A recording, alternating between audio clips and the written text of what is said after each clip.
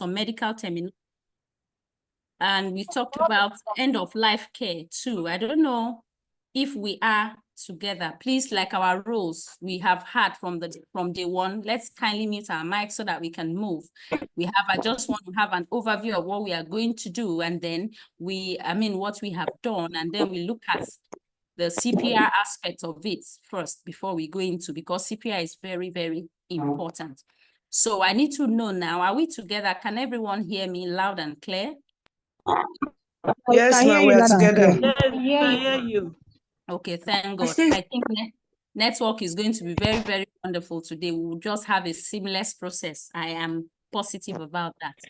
So as I was saying, end of life, we talked about care planning and documentation, that as a certified nurse assistant, you have to ensure that you document everything. You append your signature, you document, and you are reporting directly to the registered nurse. Let's not forget that. So as a CNA, your job is more of a supportive role. You understand? So anything you report, and also remember that you are about the closest to the patient. So because you are the closest to the patients, it is important that your own feedback is more important, because you see whatever happens firsthand before the registered nurse gets to know what's happening. So that's why documentation is very, very important for us. Then we have the end of life care too. That was a little bit emotional when we talked about it, because, you know, end of life, when people are old, or maybe they have one terminal illness or the other, you know, they are counting down to leave us. It's usually a very emotional moment. So as a caregiver, you have to know how to handle your emotions, do a lot of exercises, go out with your loved ones. Do not allow grief to crumble you, because when grief crumbles you, it becomes depression. And when you get depressed, you have to start thinking towards your mental health, you know, and it can escalate into something else. So it can become a depression disorder, it can become a disorder. And when it becomes a disorder, it is difficult. So anything as much as possible that you know is going to affect your mental health at any point in time, it is important that you handle it. You nip it in the bud as early as possible so that it does not degenerate. So as a CNA too, you know you need to be strong so that you can lend a hand, so that you can give that shoulder that the family will actually need to lean on when they are passing through that trying period. And of course, you are a human being. That you are a nurse doesn't mean that you're not a human being. You are going to feel watching someone degenerate, watching someone deteriorate, and all these things, they can affect anyone, aside the fact that you are a CNA or maybe a certified nurse assistant. And you have to look for ways to let go. People have different ways of handling these things, you know. So if your own is by, you know, taking time off, being around your loved ones, people that matter, people that love you, people that will show you love, it's worth doing it. If you can relieve the grief by doing exercises. There are people that do yoga, though some people feel that there is a spiritual implication to that. I don't know, but I know yoga is an exercise like every other thing. So if you are the type that maybe you do yoga or you do some exercises that you can let go of grief, that can help you to return back despite what you are passing through. We all have ways of handling these things depending on our individuality. So, and you also have to ensure that that person has a seamless process. During that period, you show the person maximum love, maximum care, maximum patience. That's not the time for you to frown. No matter what you see in the course of helping that person, it's not a time for you to unleash whatever you have inside. For some of us, not all of us, you know, for some people, though I know we don't have any on this platform. So that's the best time for you to allow that person to spend his last days happy. That is the idea of end of life care. Then we also looked at dementia care. We talked about some ways of handling dementia. We mentioned the different types of dementia. And we talked about how you can help them using the redirection techniques on them. Maybe they want to talk about this, like some of you shared your experiences on the platform, you know, and someone even had to tell us that the father will occasionally say, maybe I want to go home or so. So knowledge is very, very important. And it is very important that we act at the time that is most appropriate for us to act, when we have the right knowledge. That's why knowledge is good. So when we have such people, we just need to understand that it's not them working, it's actually the challenge they have that is actually the problem, not them. Their individual person is different from the illness that they have. We should draw a line. Then we talked about professional developments that as CNAs, you may wish to aspire higher. It is important that you keep yourself upgraded professionally, you keep yourself in touch with what is happening. Yes, our CNA certificate from BCC UK is not something that maybe is renewed after 2 months or 3 months or all those type of things, no. But at the same time, having the certificate, you just don't have to sit down like that. You have to keep upgrading yourselves. Why? Because technology keeps changing, different ways of attending to patients. Things keep evolving. As times are changing, so is everything changing. So you may have 1 or 2 or 3 inputs to add to what you already learned as you go. So you need to explore all avenues, take courses, take CPR courses, take mental health courses, take AED, just keep upgrading yourself, because knowledge is one thing that no one can take away from you. Someone can take anything from you, but your knowledge, you go with it. Anytime you live, you live with it. It's your personal property. So it's worth really investing in. So without wasting time now, I want us to delve into briefly what we have for today before we go to the practicals. And today I want to give you an overview of how it is going to be.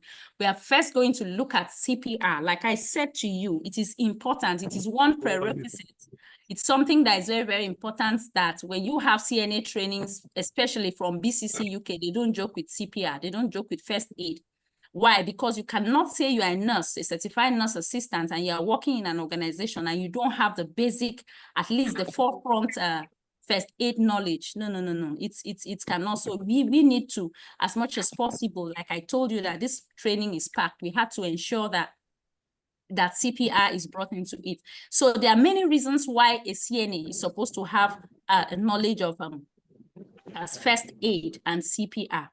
Patient safety, because as like I told you, you are the first responders in a healthcare setting when a patient experiences a medical emergency, such as, for instance, God forbid, for instance, maybe a cardiac arrest or something. Before you have the opportunity to reach out for the registered nurse or anybody, you are the first person at the scene of that emergency.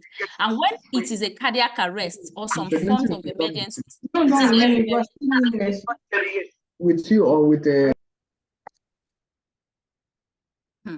Okay, so let's continue. So when we have these things, you are the first person.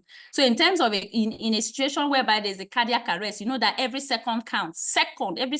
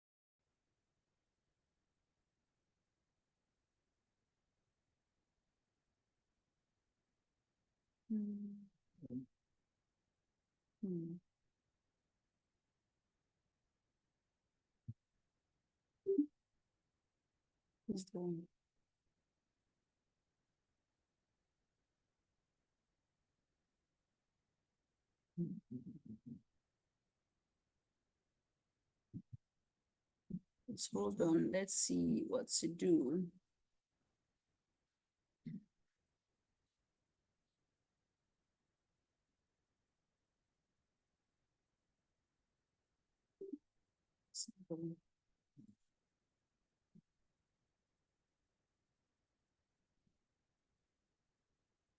Okay. Please just hold on and let's see.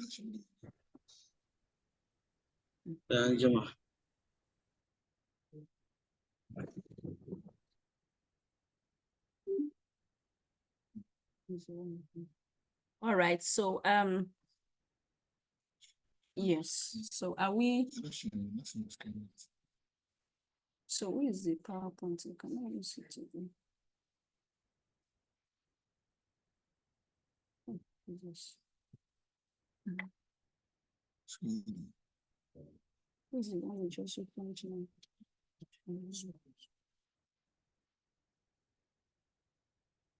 Okay, like I was saying,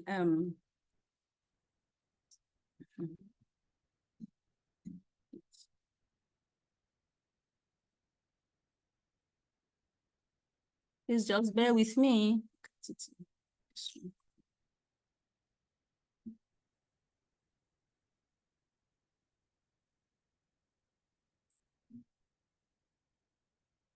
Is what I was trying to say. Like this thing.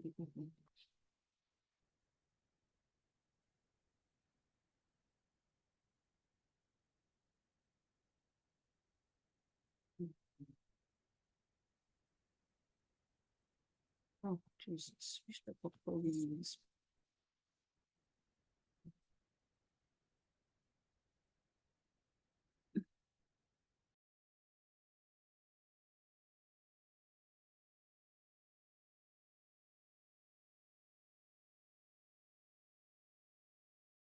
Okay, sorry for that break. I think it just wanted to go and hide itself somewhere.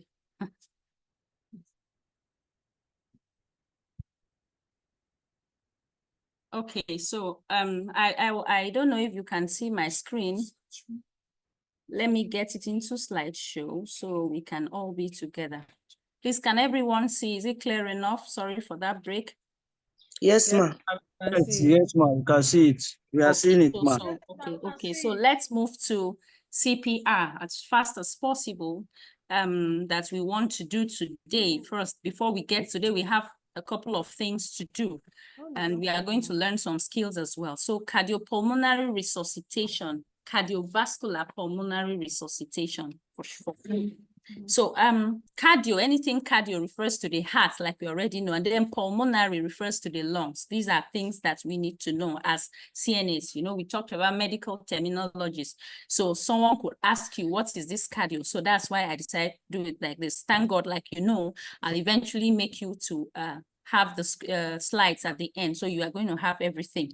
So now, sometimes when things happen, like we were saying, sometimes things happen and you see so much pandemonium, you see so much confusion there when things happen because people lack the right knowledge. So it's important that we know. Bystanders, you could be a bystander when something happens. So it doesn't really need to be in the hospital. It doesn't really need to be in the course of you doing your real CNA duties, maybe in a health facility or in a residential facility. It could happen anywhere. So the knowledge is important. And what's this CPR? It just deals with chest compressions and rescue breaths.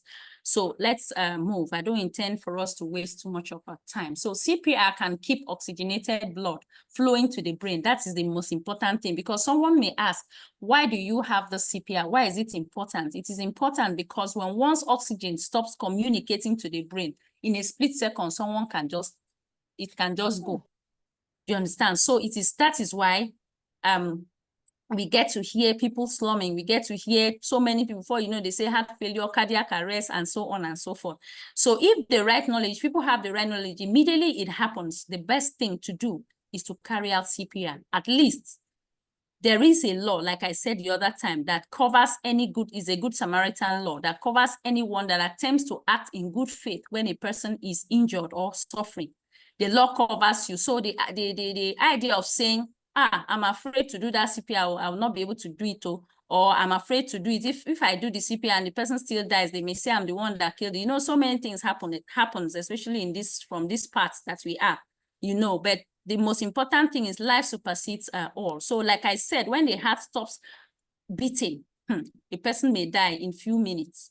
It doesn't take. So that's why you have to continue keeping the heart in a static position, kick the heart to start before paramedics come. Take note, we are not doctors, and we are not in the forefront of medical practice, like the doctors, like the people that come, you know, the nurses and so on. So as such, this is first aid, the first treatment that is given to a casualty or a patient before the arrival of medical practitioners. So this one is purely first aid. So what does it do? This CPR combines chest compressions and rescue breaths. We are going to see it. Like I told you that this training is packed. We are going to have the slides. You are going to have the video slightly shortly after now. You are going to see it done practically. It is very important, I still repeat, that we look at how this CPR is done. Thank God you also have the video, so that because you will be expected to, you are going to learn a couple of skills, almost 12 or 15 skills between today and tomorrow. in the proper, that's what do I mean by proper, in the aspect of giving the treatment. I mean, in the aspect of you functioning in the hospital with your patients, you are going to have, and you will have some as first aid skills. So you would be expected to combine this particular score with the score of your CBT test. That's your computer-based test, professional exams. It is 2 ways. So you have to look at how CPR is done and take note of all the skills that you are going to learn, because you will showcase one of the skills, at least one, depending on any one that is given to you. Showcase that skills and then add it to your CBT scores to give you your total score. So you have to be attentive. So all these are, you carry out CPR when there's no breathing, when there is no pulse, that's circulation. And when live, you can see that the person is losing it. So these are practically, resuscitation simply means to revive, like we say cardiopulmonary. You understand? Cardio, the heart, pulmonary, the lungs, and then resuscitation to revive as we proceed. Okay, let's see. Giving chest compressions, kneel down, all those, we are going to see them as we do it live practicals. You give mouth-to-mouth ventilation too, or rescue breath.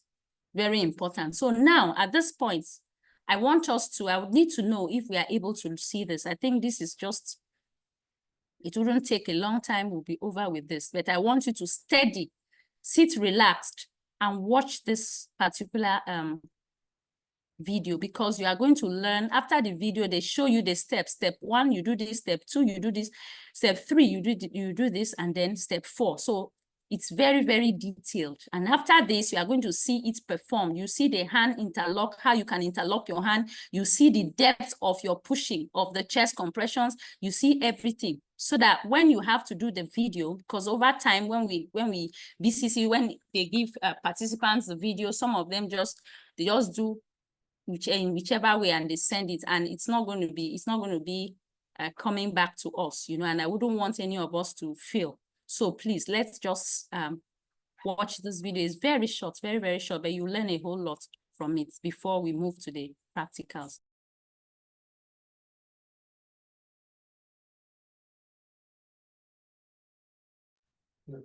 Okay, so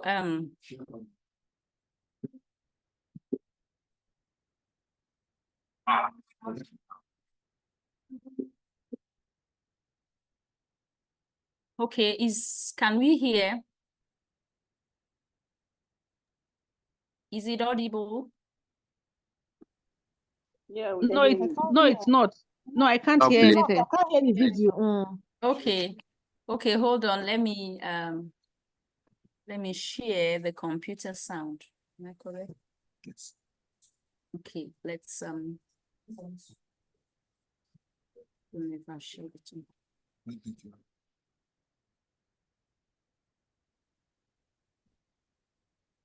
Okay, let's try it again.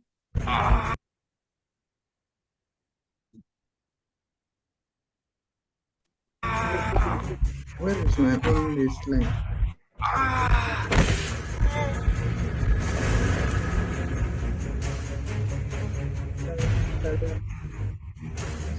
Join me and do this. Okay, can we hear? Because I'm using another device to Very well. okay, fine. So let's go. Let me join you. Need to join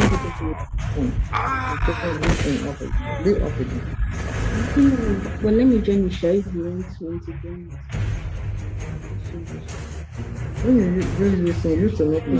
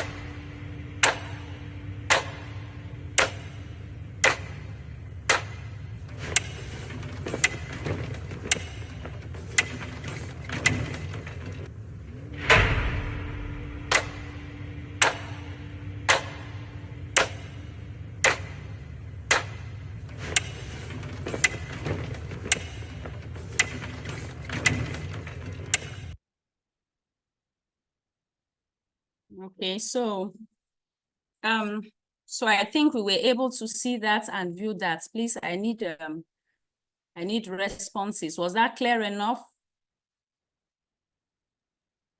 Yes, it was clear Yes, enough. was clear, but too Yes, fast, ma. ma. It was clear, Bex? You went Too fast. Okay, it went too fast. It's because of how it is. Don't worry, you get to have the video, so you take your time and play and watch and see. Sorry about that. Please, let's mute our mics because we had one or two interruptions. Please, let's just do the needful. Thank you. So another thing, we finished talking about CPR, the overview. We are going to see it. Not only the CPR, you see how to place a patient or a casualty in recovery position. That's another thing we are going to learn today. We are going to learn a couple of acronyms. So just stay relaxed and you would learn them. That would help you. When you follow the acronyms, you easily remember.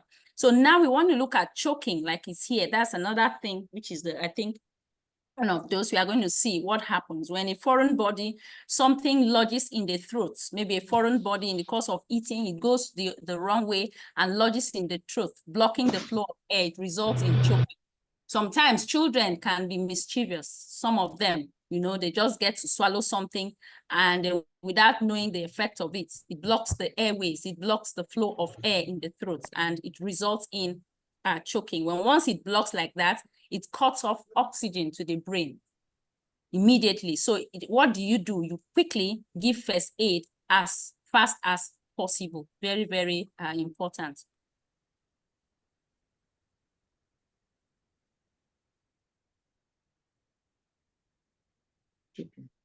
Okay. All right. Not worries. I was going through you are going to see. Don't worry. That's why I said aside the video, we are going to have it practicalized. So let me leave that question. When we do the practicals that you see it live, you can stop and see where the pulse is checked. No problem. So let me see who asked that question because I'm going to go back to that person. Okay. Okay, Ahmed. Okay, thank you. All right. So recording in progress. Because choking cuts off energy to the brain. So you have to give first aid as fast as possible, not to give drugs because we are not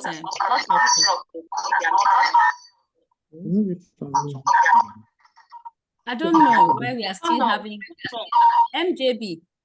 Please, can you help us deal with the mics that are not muted, please, so that we can move. So we are done with that choking. Today, we don't want to talk too much, like I said. We are not going to be doing too much of talking. So what are the signs a person is choking? Sometimes you can see from those pictures, you can see inability to talk, difficulty breathing or noisy breathing, squeaky sounds. Sometimes you hear it, like mothers, we know when there's a problem with your child, the sound, you get to hear some very funny sounds. Skin, lips, and nails turning blue. That these are some of the signs that you can see, that you could see immediately. Like you can see that young man there holding onto his throat with his two hands. You can see the other one trying to bring out whatever is in her mouth. And sometimes it can result in loss of consciousness, choking. Now, first aid for choking is very simple. It's called Heimlich maneuver. That's what it is called. It's there on there. It's called Heimlich maneuver. For the Germans, they called it Himmlisch, but English people and the British call it Heimlich maneuver. So what is that Heimlich maneuver? It's just a combination of the five slaps, back slaps, and then the thrust, the abdominal thrust, 5-5, alternating. That is what we are going to look at.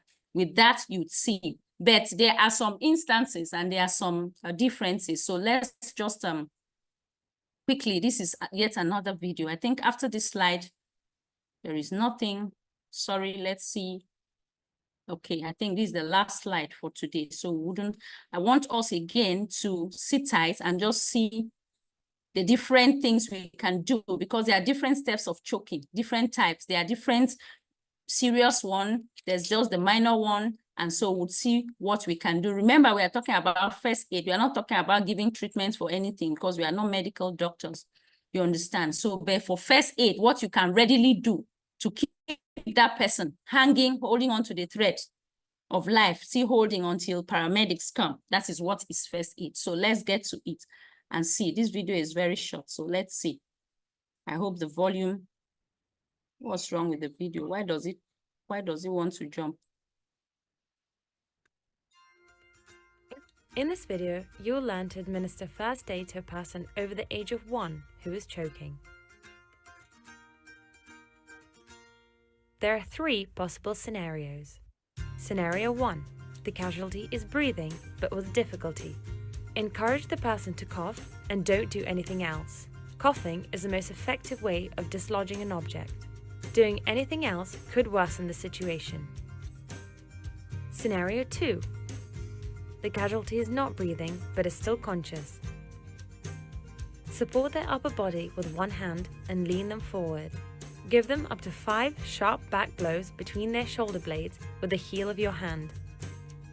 If the back blows don't work, alternate with a series of 5 abdominal thrusts. Place your hand clenched in a fist in the middle of the abdomen just below the sternum, in the hollow of their stomach. Place your other hand over it. Bend the casualty forward. Pull sharply inwards and upwards. Alternate 5 back blows with 5 abdominal thrusts until the casualty is breathing normally. Scenario 3. None of these procedures has worked and the casualty loses consciousness. Call or get someone to call the emergency services and start cardiopulmonary resuscitation. Alternating 30 chest compressions with 2 rescue breaths. If you don't know how to give mouth-to-mouth breathing, do chest compressions only, at a rate of 2 per second. Continue CPR until medical help arrives or the casualty starts breathing normally.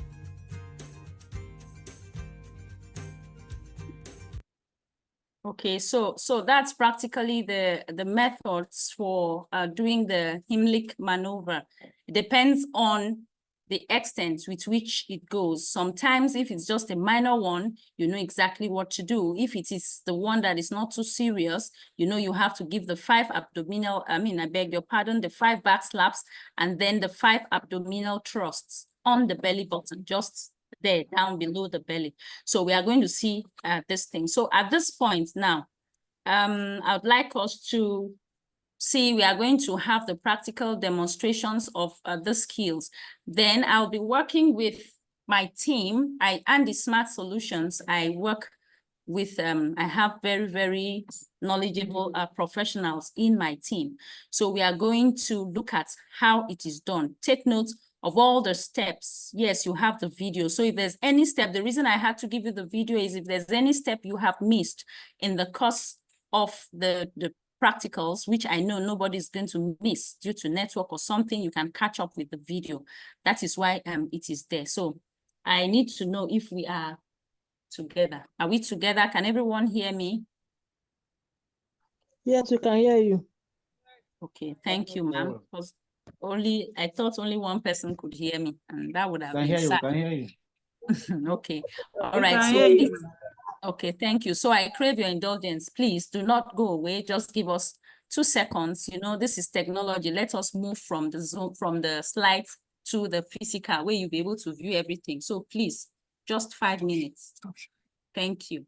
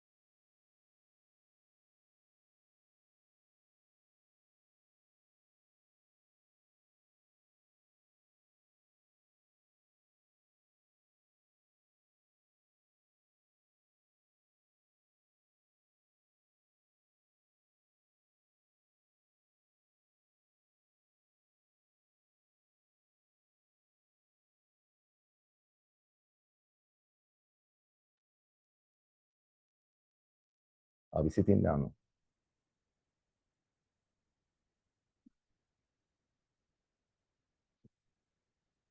Good evening, all.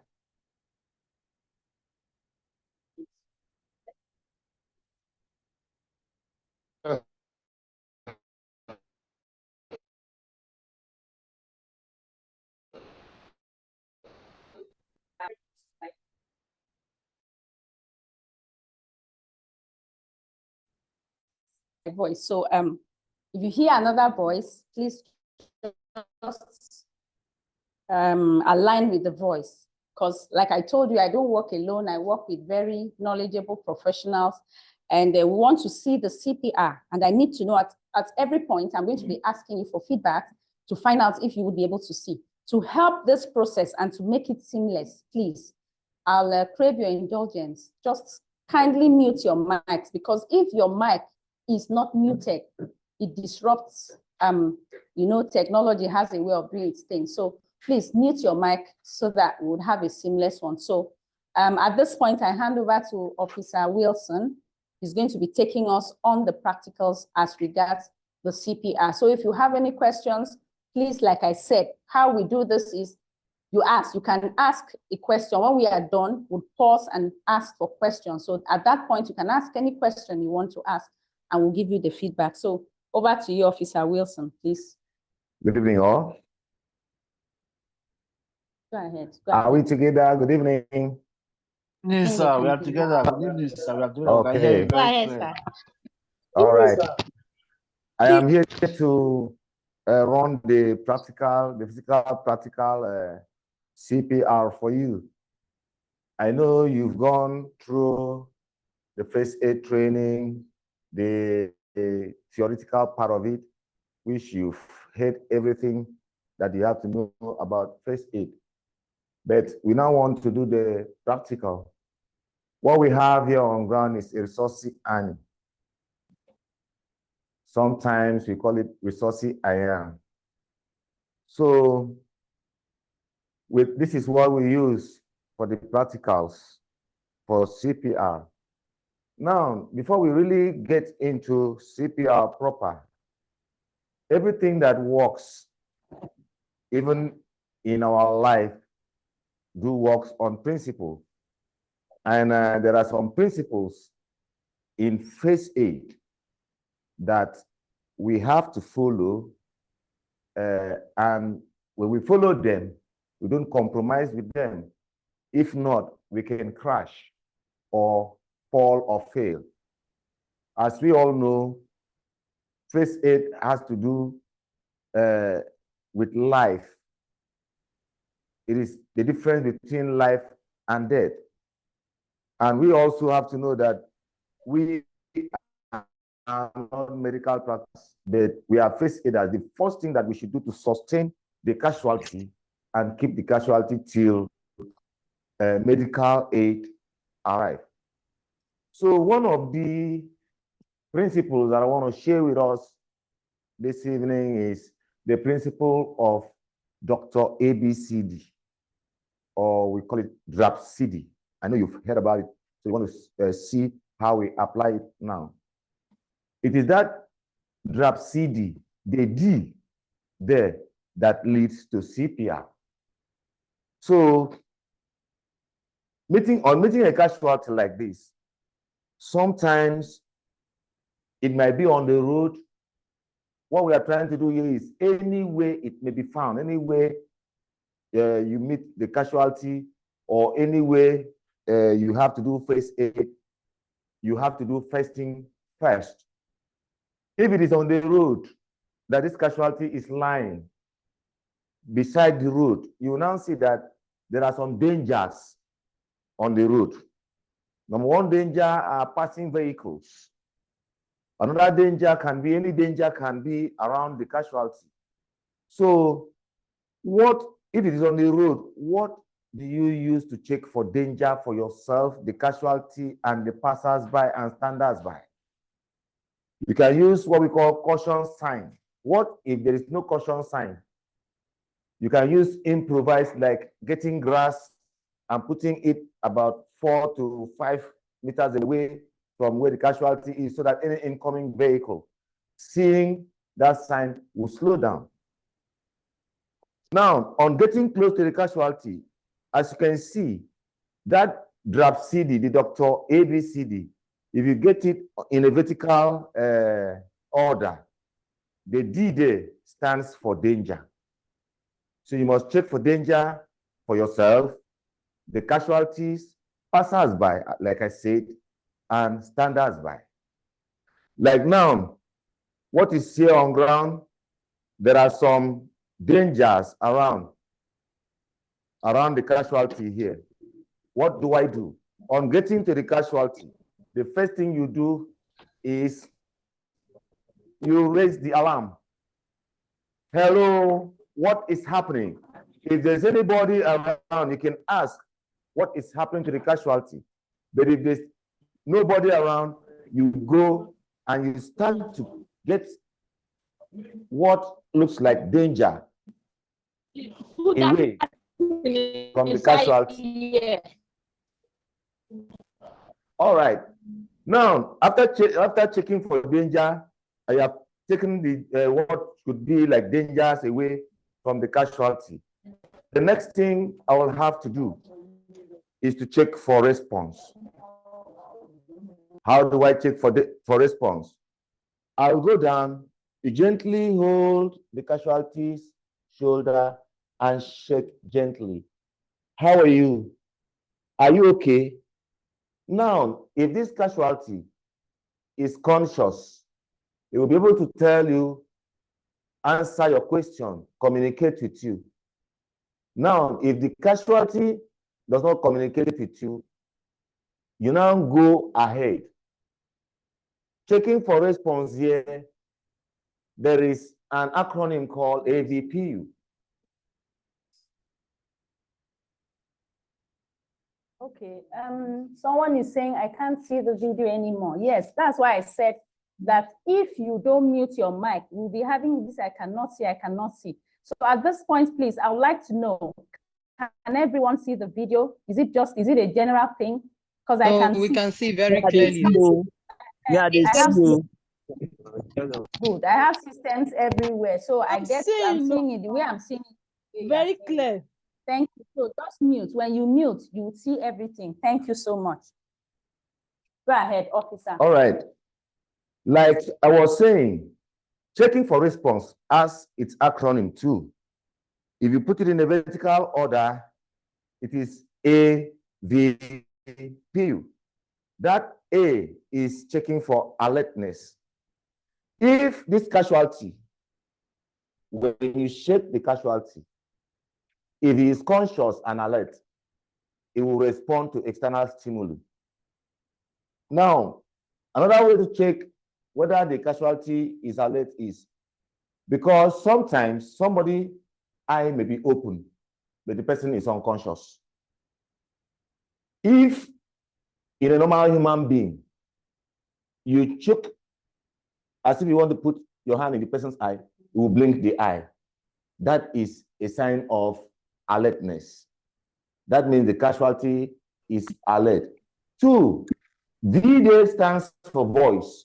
If I shake this casualty and he is conscious, how are you? It will answer me.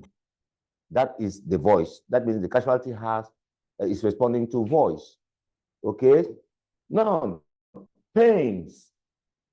If you pinch the casualty's body, any pain will make the casualty to squeeze or squint the face.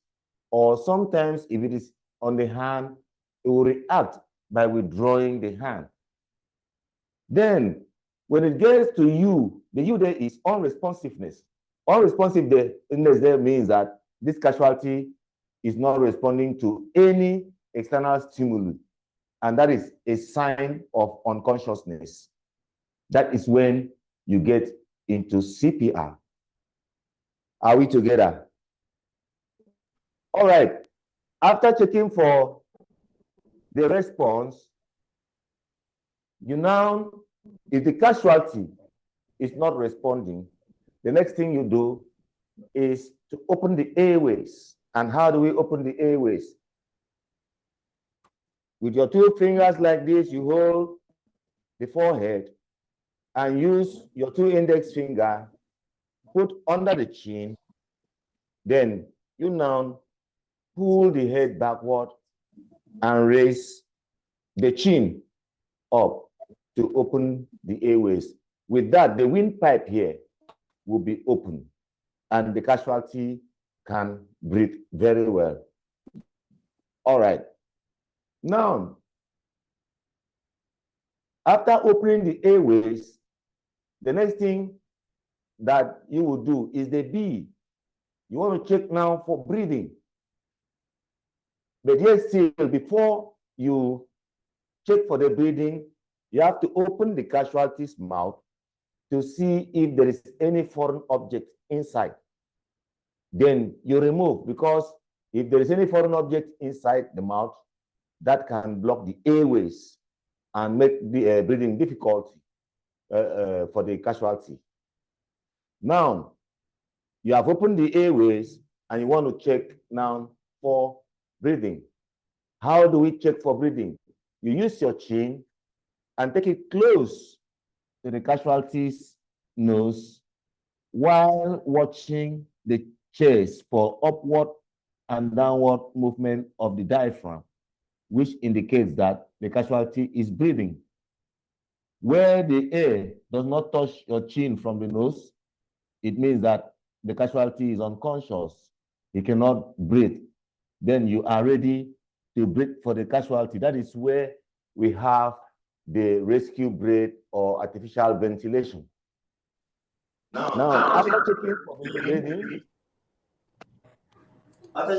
the breathing, the next thing that we check for is circulation. And how do we check for circulation? Here we have the carotid gland. Where we have the carotid gland is where we have the, we can feel the carotid pulse. So how do you check it? Even you can check it yourself. Please, can everybody look at me now and just follow what I'm going to do? Just place your hand on your Adam's apple, like I'm doing. Gently slide it to either left or right. Then you are on the carotid point, where you also have the carotid pulse. That's where you can feel it. So you can feel it like I'm feeling my own now. Are we feeling it? Can we feel that? Yes. Yes. Okay. Let's go. So now, that is how to check for circulation. Okay, yet still, we have another one under the arm. Okay. Under our arm here, if you check, you can feel it too. I want all of us to feel it. You can feel the pulse there. That is where we have the bronchial pressure point. Okay. And bronchial artery is also located at the same location. Bronchial artery, bronchial pressure point, and where we can feel for bronchial pulse. Now, there's yet at the risk. Please, let's check that one. Yes.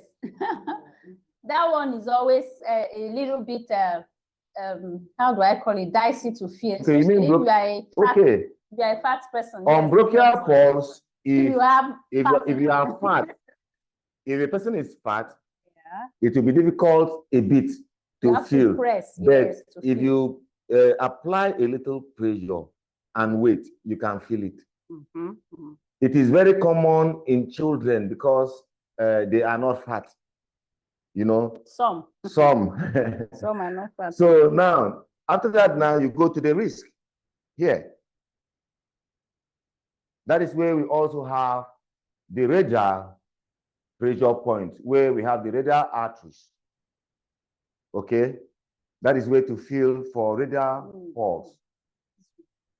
Then after that too, I can go to the pelvic region here and feel for femoral pulse. Femoral pulse. Actually, we have 22 pulse in the body, in the human body. Pulse point, the pressure point. We have 22 pressure points in the human body, and those are where 22 arteries lies. If you cut the body into 2 equal vertical planes, one side will have 11, and the other side will have 11. But for first aid training and easy access to feeling of pulse, we have these 4 that I have given you now. Okay, so when you now feel for the pulse and there is pulse, then that means that there is blood in circulation, which means there is oxygenated blood flow to the brain, because deficiency of oxygenated blood flow to the brain causes unconsciousness. Now, if you try all this and it doesn't work, then it's now established that the casualty is unconscious. That means the heart has stopped functioning. The heart has malfunctioned. Then you will now have to restart the heart so that the casualty can breathe. Okay. Now, that is where you now go to CPR, cardiopulmonary resuscitation. I want to believe that they have let you know that cardio, they have to do with the heart, then the pulmonary have to do with the lungs, while resuscitation simply means to bring back to life or to revive or to resuscitate. How do we go about cardiopulmonary resuscitation? It is a combination of 2 rescue breaths to 30 external chest compression, as we are going to see. Now, giving the 30 external chest compression, you use your 2 index finger to locate the lowermost bone of the rib. Now run your hand up to where the ribs meet with the breastbone. At that point is where we have the sternum. That is where you can now apply the pressure for external chest compression. ECC, external chest compression. In case you see the right ECC, you know that it stands for external chest compression. Then at this point now... Can you take that part again, sir? Okay. I said you locate the lowermost bone of your rib, the lowermost rib. Then you run your hand up to where the rib meets with the breastbone. At that point is where we have the sternum. That is the point you apply pressure to do your external chest compression. Now, at that point now is where you bring the heel of the other hand and place on top of that your finger. Then now when you remove the finger, you now come up, putting your finger on your arms on top of the other hand and interlock your finger the way I'm doing now. Now, if you do like this, it is wrong. Some people can go doing external chest compression the way I'm doing right now. It is very, very wrong. So what you do is you go close to the casualty so that your hand and back are straight. Then you give external chest compression. And now the pressure you apply should be 4 centimeters deep. Sometimes for the fear of further injury on the casualty makes people not to administer external chest compression well. Forget about the cracking sound you will hear. Forget about any sound that you will hear. Just go ahead and do your external chest compression. Now you give 30 external chest compression thus.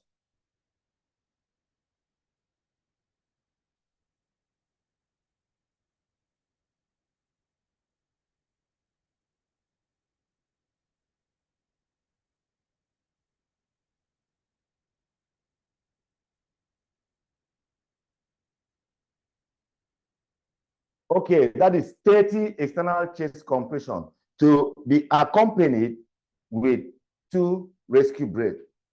Now, remember to open the airways, and please never you do take rescue breath on a casualty without using disinfectant like methylated spirit. This is to limit the risk of cross-infection, okay? And also, when dealing with a casualty, also avoid bodily contact with spilled bodily fluid, liquid from the mouth of the casualty, because you must limit the risk of cross-infection. Remember, in first aid and in a draft CD, the first thing that you check for is danger for yourself. Okay.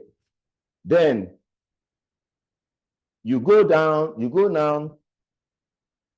you pinch the nose tight, and you now use your mouth. Remember, I have told you before you take your mouth and get to the casualty's mouth for mouth-to-mouth breathing or rescue breath. Sorry, let me get my...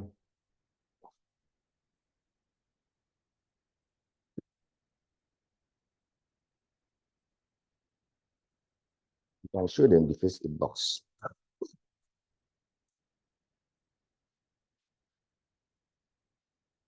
That's the skin. It's cotton.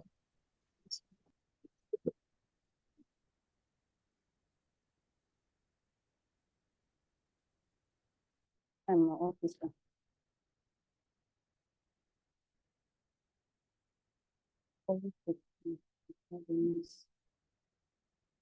Officer, if it's not there, let's just use cotton wool and show them. Okay. What to do. Please, let our time.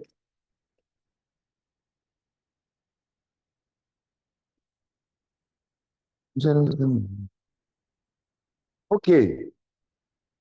Now, what you will do is you will dip a cotton wool or a padding, a clean padding on the methylated spirit and clean the mouth of the casualty. Then you now pinch the nose, make sure the airways is open. Then you give 2 rescue breath by taking a deep breath. Then you now go.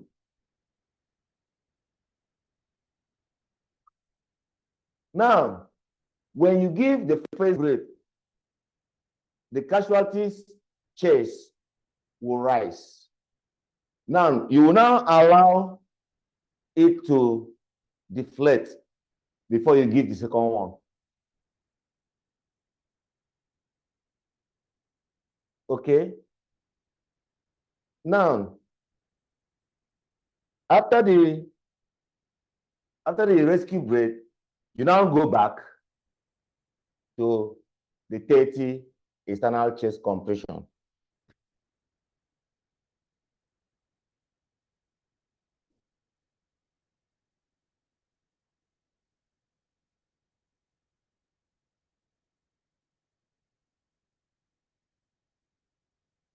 Okay, now, when do you stop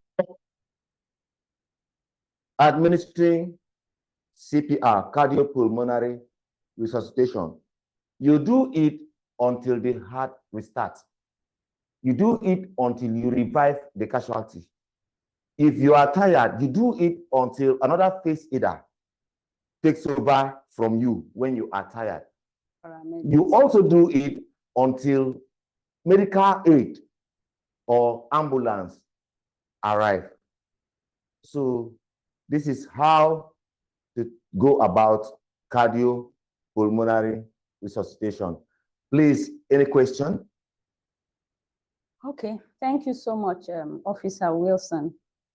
Thank you for that insight. Like what I could gather from what you have done is the fact that they have to know the right position, very important, because the position matters. It has to be in the right place. From what you have shown me, CPR is supposed to be done in the middle. That is where the sternum is. Yeah. Not the right this way and not the left this way. It has to be below the breastbone where we have the sternum. So I don't know. Do we have any questions to ask, please? So we can move to recovery position. Do we have any question? Like I said, we want to also learn from you because I know we have seasoned professionals on this platform. So if you have any contribution to contribute, please go ahead. You can contribute. We will take your contributions because that's what helps us to keep moving. So any question, should we go ahead if there is none? So I have a question. I have questions. I have a okay. question. Please. May I go ahead, please? 1, 2, 3, 4. Okay, go ahead. Go ahead. Please asking the question because please just tell us your name because I wouldn't. Okay, be going so to... my name is Patience. Patience Okay, Gold.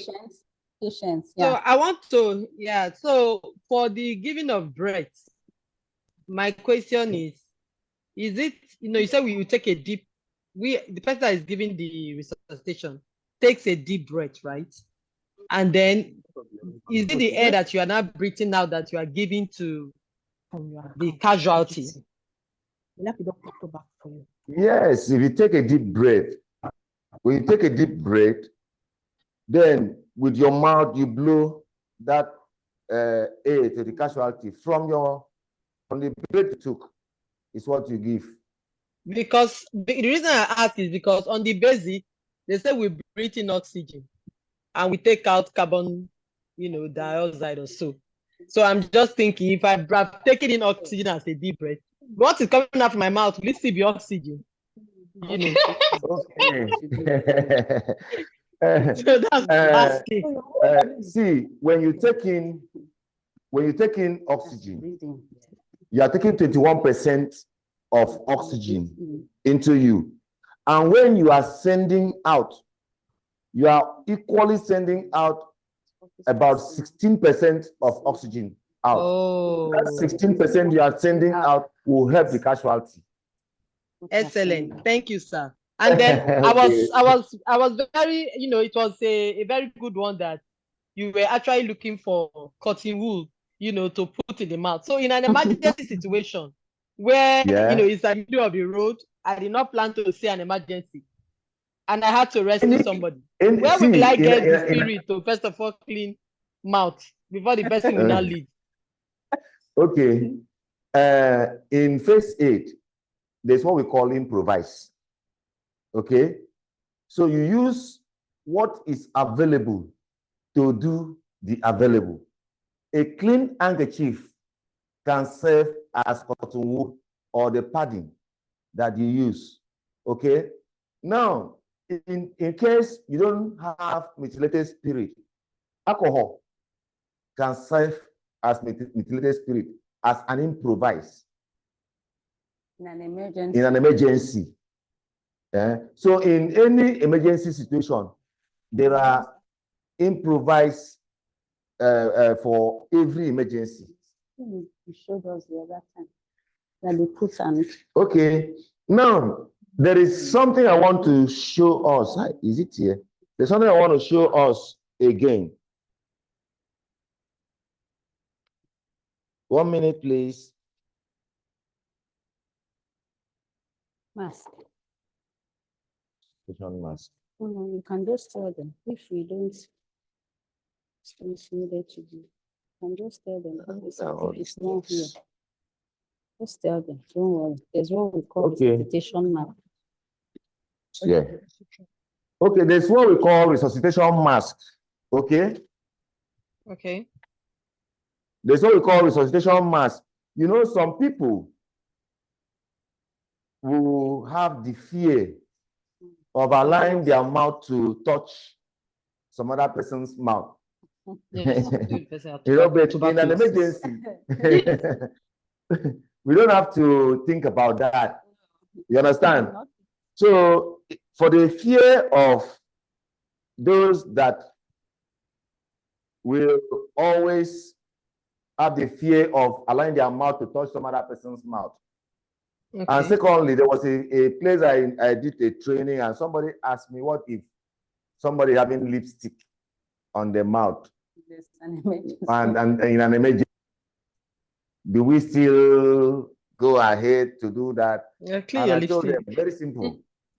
A clean handkerchief for an improvise can cover the lipstick. You still blow it to go. You Okay. still give the breath. All right. So this is Thank you, the sir, for resuscitation that. mask. I still have one question. Okay, please ask. Thank you. So this question is, so you showed us, you said after you have done all, you have checked the pulse, you have used your cheek to go to the mouth, you have checked the, the arm, and must you go through checking for pulse, before you start compression, as in checking all the different types, and to rule out that the person doesn't have a pulse before you start resuscitation, or one is enough? This is a laid down principle that you have to follow. Now, for instance, if you check the casualty and you can feel the pulse and the casualty is not breathing, are we together? If you check the pulse and you can feel pulse, but the casualty is not breathing, that means that there is circulation, there is blood in circulation in the body.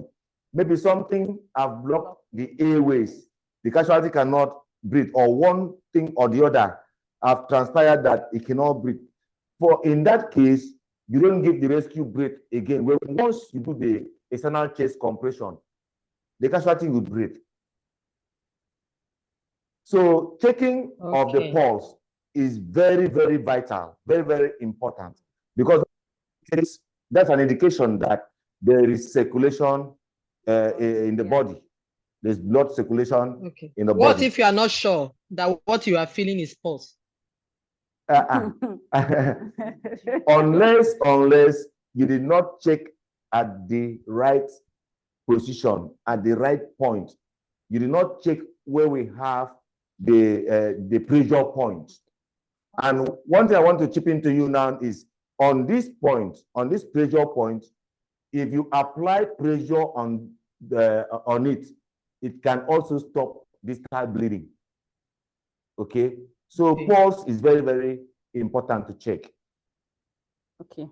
Okay. Thank you so much, officer. So patients, I guess you asked the 3 questions. I guess what he's trying to say, like he has already said, is the fact that when there is an emergency, I understand the angle you are going, like you are thinking the time frame to check this, check that, check this, check that. Of course, there are certain things that are very, very, very important and paramount for you to do, because if you don't check, there are times maybe because you just have the knowledge of CPR, you just say, oh, somebody just, you say, okay, straight, I was taught CPR, you get to CPR. You may be doing that person more harm than good if you don't follow due process, like to check and be sure. A person that is perfectly normal, maybe one or the other, the circulation is still there and everything is okay. You just want to practicalize the CPR, you are going to do that person more harm than good. So that's why we have to. And looking at the pulse areas is just for you to know. Like I like to tell people, just as Officer Wilson has said, it is easier to check the carotid, check the Adams, the one you slide from the Adam's apple. That one, there is no how you cannot feel a pulse. If you go to the one under the arm, like it takes a whole lot, for especially someone that is like Mama Africa, that is very fat and has, so it's difficult. So anyone that at that point of emergency, the easiest one to check is the carotid. There's no how you won't feel that one, or the one you feel on your wrist, those two. So there's no way you can just mistake the pulse. Thank you so much. So do we have any question? We have recovery position today. Before, this is first aid. We've not gone to the nurse skills. Our nurse is handy to show us the skills we need. So if there's any question, please kindly ask so that we move quickly to recovery position. Is there a particular position? Must it be right side or the left side to stay when you are doing compression? Is there a side? Okay. There is Or any no, of the sides? there's no position. Okay. Yes. Provided you You're are at the comfortable. only right position you have to take is getting to the sternum. Yes, whether the left or the right. Yeah. Where the side that is most comfortable for you.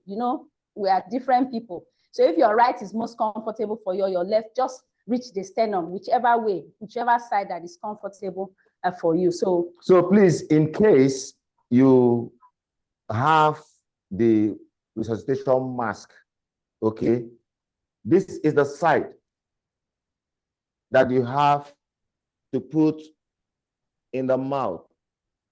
Then you now cover this other side. Take the camera. you cannot see. Yes, just hold on, please. Okay. In case you come across the resuscitation mask, okay, this is the side, the part that you put on the mouth. Okay. Then you now cover the nose, make sure it tight. Then you now blow. It will go. And while blowing, you now check if the chest has gone up. So you allow it to deflate completely before you take the second one.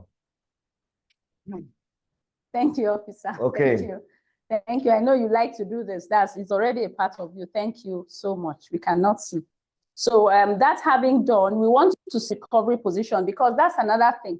You've told us how to do the CPR and how to, at the point the patient or the casualty has been restarted, permit me to use that, then you have to place in recovery position. So that's what we'll just quickly look at right now.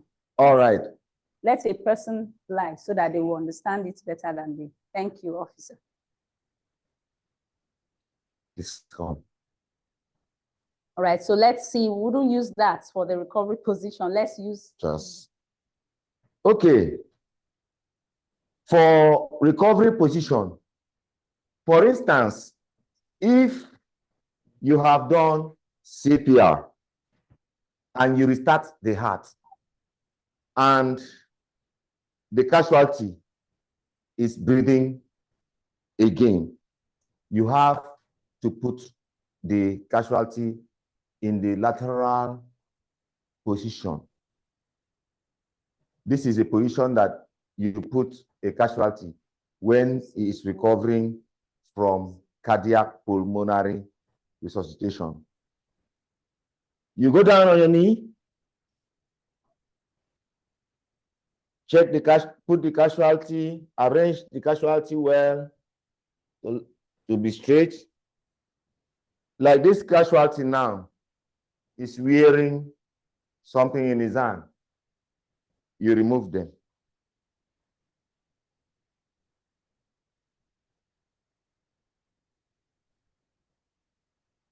Okay.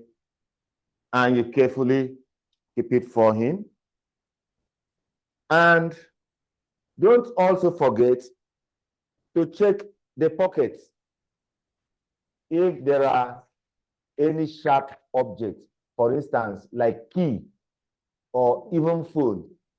So if you see any of these things, you remove and keep them safe for the casualty. So how do you put the casualty in the recovery position? The arm closer to you is placed at right angle. Okay. You now bring the other hand and put the back of the hand under the chin. Then you go for the farthest leg by the knee. You raise the casualty's leg until his foot is flat opposite the other knee.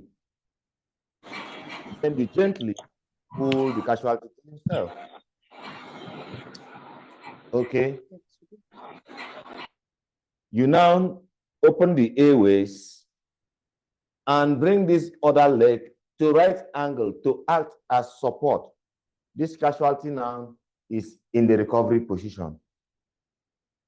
This is the position of the casualty when he is recovering from cardiopulmonary resuscitation. Okay? And with this Hello? position, Hello? yes, ma'am. Yes. Yeah, please, can you take that again? The recovery Yeah, position. please, can you take that again? All right. Yes, okay. please. Okay. Okay, like I said, you arrange the casualty, make the casualty to be straight. Don't forget to check if there are any sharp objects in the or any other object. Now, the hand closer to you is the one you put in the right, at the right ankle. Then you take the other hand and use the back of the hand to place by the chin of the casualty. Okay. Now you now go for the father's leg here by the knee, under the, put your arm under the knee, then you drag slowly. The casualty foot will be flat. Make sure the foot here is flat, in line with the other knee. Then you now pull gently towards yourself. Then you open the airways. Always open the airways, because why do we open the airways? The main objective of resuscitation is management of the airways. Then you put this other leg on a right angle to act as support. Nothing can shake this casualty now. This is as a support. You open the airways. Management of the airways is very, very important. And also maintaining of circulation. Time to time, when doing cardiopulmonary resuscitation, time to time, you check and record pulse. The pulse in an adult, pulse in an adult, an average adult, is at the range of 60 to 80 per minute. If it is faster than that, then there is problem. And if it is lower than that, there is also problem. It must be at that range, 60 to 80 per minute. That is recovery position for you. Any question? Thank you so much, officer. But what I'm trying to see is, I don't know if they were really able to see that. I guess please, were we all able to? Let's turn the other way. Can we reposition? Let's reposition so that they can see. Yeah, they are. Please, were we all able to please get that? reposition. Because that's a major skill. Yes, Because reposition. I'm seeing that maybe you are not able to see, because this is one skill that you would have to, some of you would have to. So let's reposition and do it this other way. Maybe you would see it. Officer, please. What I think the challenge is, they are not able to see the angle 90 of the hand. And so the position should be. Someone asked a question. That means you stand this way. Even if you stand this way. Someone asked a question, whether it is left or it is right. So whichever position you want to put the casualty is the same thing. Like I am turning here, you see the casualty is still lying the way he was. We have not changed position. All you do is. Okay, so we have the camera. Okay, all right. Don't worry. All we have to do is, I said, this other arm should be put at right angle. Then you bring the other one to the chin. Okay, then you now go for the farthest leg. Put your hand under the knee and bring the casualty leg till the foot is flat, in line with the other knee. Then you now Tilt towards yourself. tilt towards yourself. Then you open the airways and put this other leg in right ankle to act as support. Okay, officer, let them see the position. Thank you, officer. So practically, this is the position, recovery position. It's just the way we sleep. Sometimes we sleep on the left side and then on the right side, depending on how the day is. So that is the recovery position. The leg has to be at that angle to be able to cushion the effect. When you keep your leg like that, it gives the casualty a stability in that particular position. And then the airway tilted and then the hand. So I think that should be good for us now. So quickly, as fast as possible, in the next 5 minutes, officer, we have to be fast so the nurse can take over. Okay. We want to show them, thank you, young man. All right. Thank you. Thank you, casualty. Our casualty is A good artist, very, very nice casualty. Good So- evening, doctor. All right, have a so we question. want to see the, pardon? Doctor, I have a question. Okay, please Okay, tell us please. your name So and now ask. I want to know the difference between, because now when you're doing CPR, is it different when you're doing it for elderly and children in terms of compressing the chest? Yes, the recovery position is the same. Yes. But in CPR,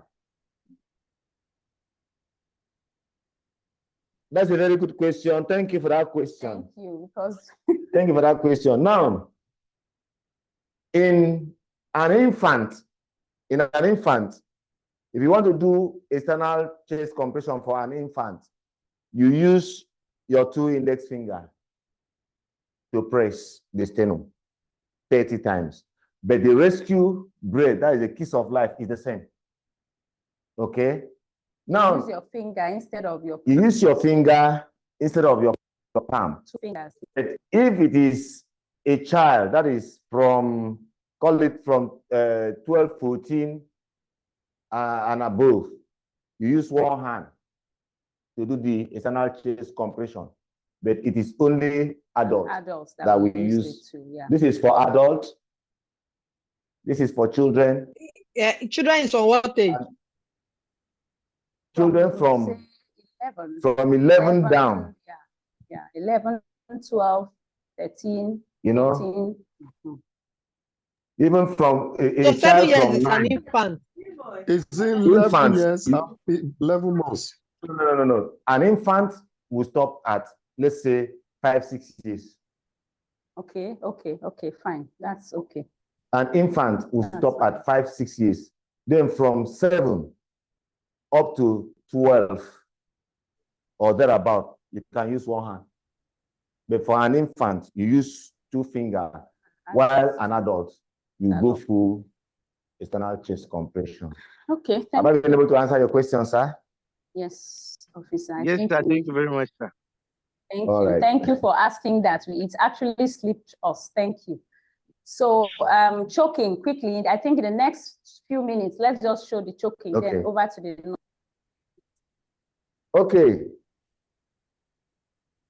What causes choking? No, can sometimes be a bad talking while eating, and the food particle will now leave where it should go and get to the gullet. And if somebody is choking, you know, see like that young man now is choking, and I want to help him. You cough, cough, cough. Now, if he is not, if he is coughing and the particle cannot come out, what I will do, Madam Benica, I will now give him what we call 5 back slap. I think you should stand and face the table so that we can be seeing you. I am suggesting you should stand and face the table so that we can be seeing your hand properly.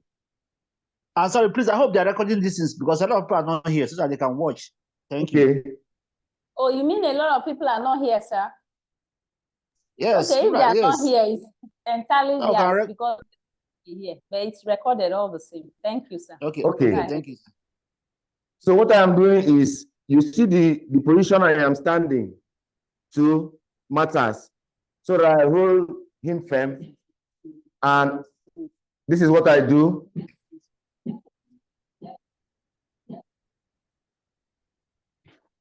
And the thing has not still come out. I now go for abdominal thrust. Look at my hand.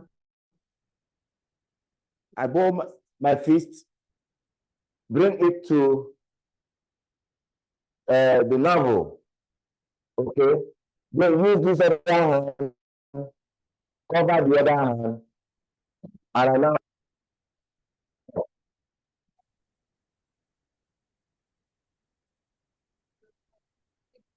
Okay, that is how to take care of choking. Sometimes you may do all that and it doesn't work, and it seems the casualty is getting unconscious or maybe have some heart problem. You simply go for CPR. Yeah, Thank you.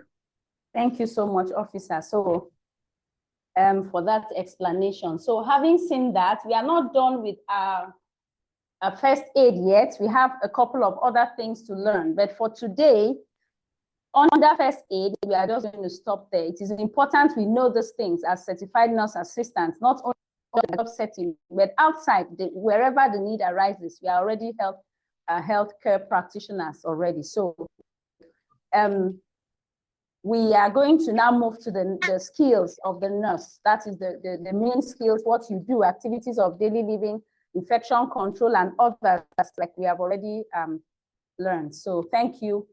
Thank you so much, Officer Wilson. Thank you for that. So we are going to be working with, we are going to be looking at the nurse skills this time. How to do activities of daily living, like we said, privacy, all those things we talked about, infection control. So we are going to be working with Nurse Friendship. She's going to take the part B of this. Tomorrow we'll continue the part B of the first aid, and then thank you so much.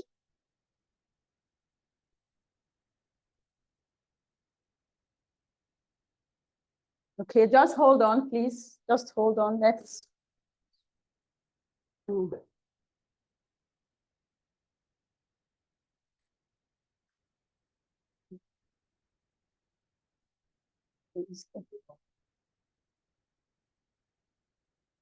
Stop the video. No, we are doing this thing. The video should be on.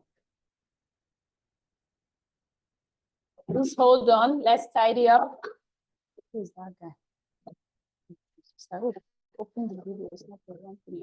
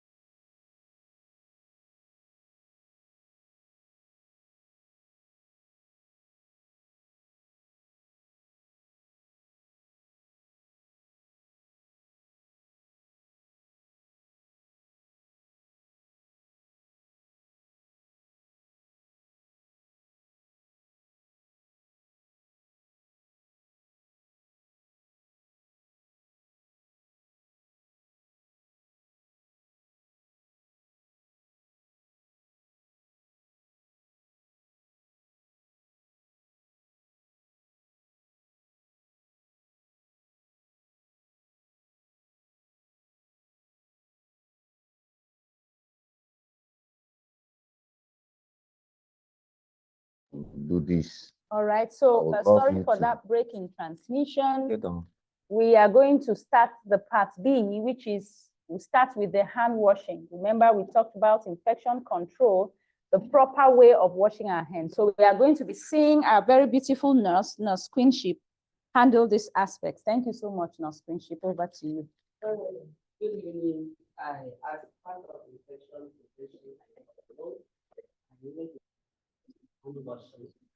Sorry. It's not audible. It's not audible. Yes, that's what I wanted to say. Can we hear her? Just let's. All right, good evening. As part of infection prevention and control, I will be starting with hand washing. Please, excuse me, Nurse Queenship, please. Can we hear her now? Is it better? Yes, Very well. Right, thank you. Okay, as part of infection prevention and control, I will be starting with hand washing and hand washing the proper way. So I have all the materials needed for hand washing right with me. I'm going to take off my jewelry. Pardon? Are we okay? No, it now. Yes, go ahead. All right, I take off my coming jewelry. down. They will be sitting, they are watching themselves too. When it is not okay, you people are interrupting. Please, you people should understand how these things work. It's not automatic. You are interrupting this thing. Papa. It's okay, sir. Please, let's be together. They need to see, they need to see it. We need this thing out. We need this log out so that the space will be bigger for them to. Okay. All right, ma'am. Go ahead. All right, I'm going to be washing my hands. For proper hand washing, I need a detergent, as we can see here, and I need a running water and the bucket. So I am going to start. Before I start, the first thing that I will do, like I finished taking off my jewelry. Here I go. Can we see? This is my bucket. In case you don't have a running water in your facility, you can improvise. I had to do this improvise. We It can't is see. I called can't Veronica see. bucket. So I'll put the water on. Sufficiently, I wet my hand. Then I apply the detergent. All right. Then I'll start by rubbing palm to palm for some seconds. This is the proper way of washing your hands. The first step is rubbing palm to palm, and then the back of your hand. Take some seconds to do that. And then you move to the other part. Then the fourth step, you interlock the fingers. After that, you wash your palm with the tip of your fingers. And then do same to the other side of the hand. And then wash your tongue.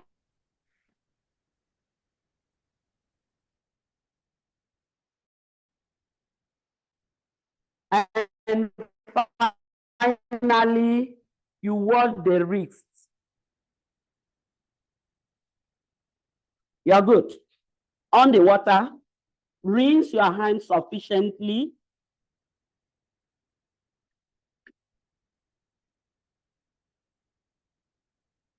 And please, you don't use your hand to up the water, because this hand at this point is clean. You use your elbow to up the water. My hand is as clean as. You can either dry your hands, or you take up a one-off towel, dab your hand,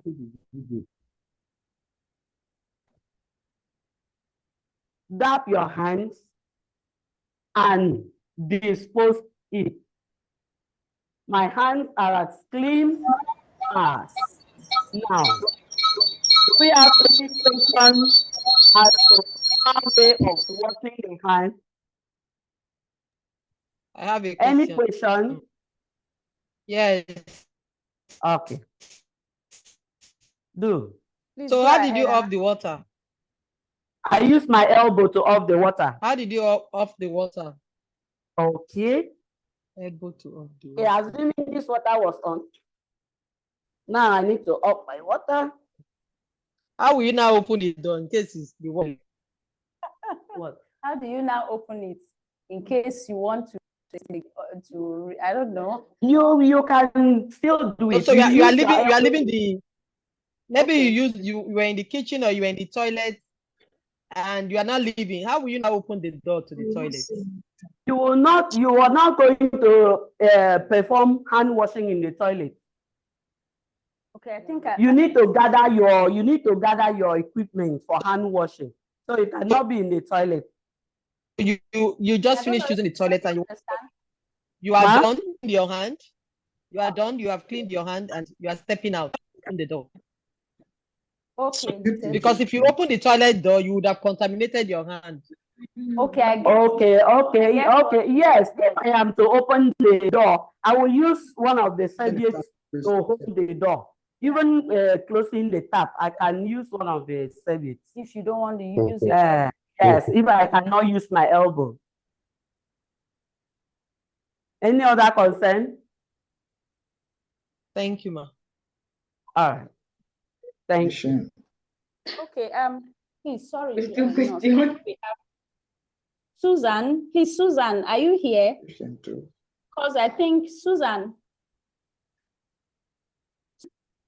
Okay, Mr. Abidemi Abolari, are you here? Oh, because I'm with you. I'm with you, ma. I'm just seeing the message now that you cannot connect. So out of interest, Yes, in fact, I'm able to. I just see now. I've been logged out since. The network. Okay. All right. Sorry about that. Go ahead. Sorry, ma'am. Thank you, Go ahead. Another skill. Yes. Okay, what we are going to have now is the donning and doffing of gloves. We also have the face mask here. So I am going to be performing the donning and the doffing of gloves. So first of all, you have to wash your hands. Like you already did. Yes, I already did. So my hands are clean. You get the type of glove that will fit your fingers. For me, I have 7.5. Some people can use bigger sizes like 8, 8.5, and some below what I have here. So this is a sterile glove. So I'm going to be putting on this glove. My hands are washed. My hands are dried. So I will cut the outer layer.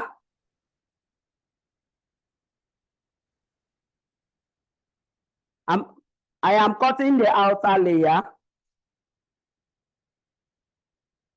And the middle layer is exposed. My hands are clean. Now I want to expose the glove.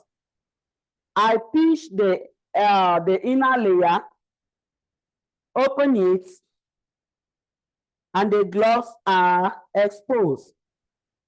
Now I want to be wearing this glove in a way that I will not contaminate the sterile side. Here I go. I start with the right hand.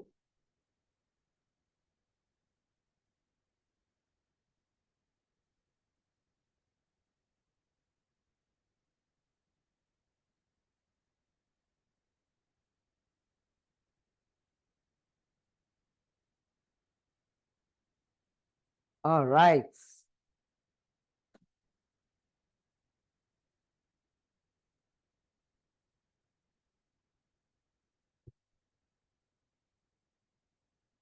All right. Sorry.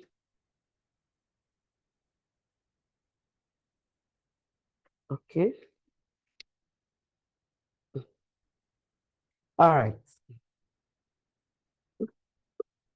No. Now I am done wearing the right side of the glove. Now I want to wear the left side of the glove. This hand is sterile now. I'm going to be holding the sterile side of the glove. Can we see? Yes, I guess they can see. I'm seeing it clearly from here. Okay.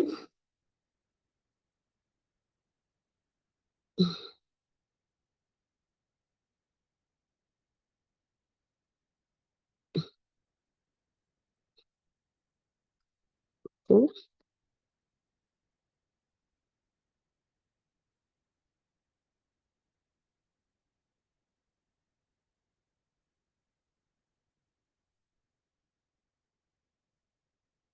I am done wearing my sterile gloves without contaminating the gloves. Are we okay? Were we able to get that skill? Were we able to get that skill? I don't know if they can. Yes, ma'am. Okay. Please, I will need to respond because you know technology, so we'll be sure that everyone is with us. Thank you. So I am done wearing the gloves without contaminating this glove, and I am ready to carry out my sterile procedure. So I am. My voice. Go ahead. Okay, now I am done with the procedure, and I want to remove the glove. I'm going to also remove it in a way that I don't contaminate myself. Hope we know that these gloves are no longer sterile at the moment because I have. So I'm going to remove it in a way that I don't contaminate myself. How do I start? You have a pinch of the glove. Can we see? Pull it out. Pull it out. My hand is off. Now you fold this. Put your finger this way. Endeavor not to touch the outer part of the glove because the outer part is contaminated. So I'm going to be removing this second glove. Put my hand, and then I off. I have successfully removed or taken off this glove without contaminating myself or without spilling out anything that I pick, maybe from my patients. Now I am going to dispose it into the waste bin.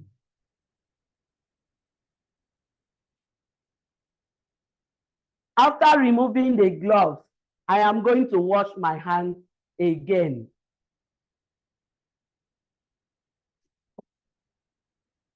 Did we get that skill? Any question?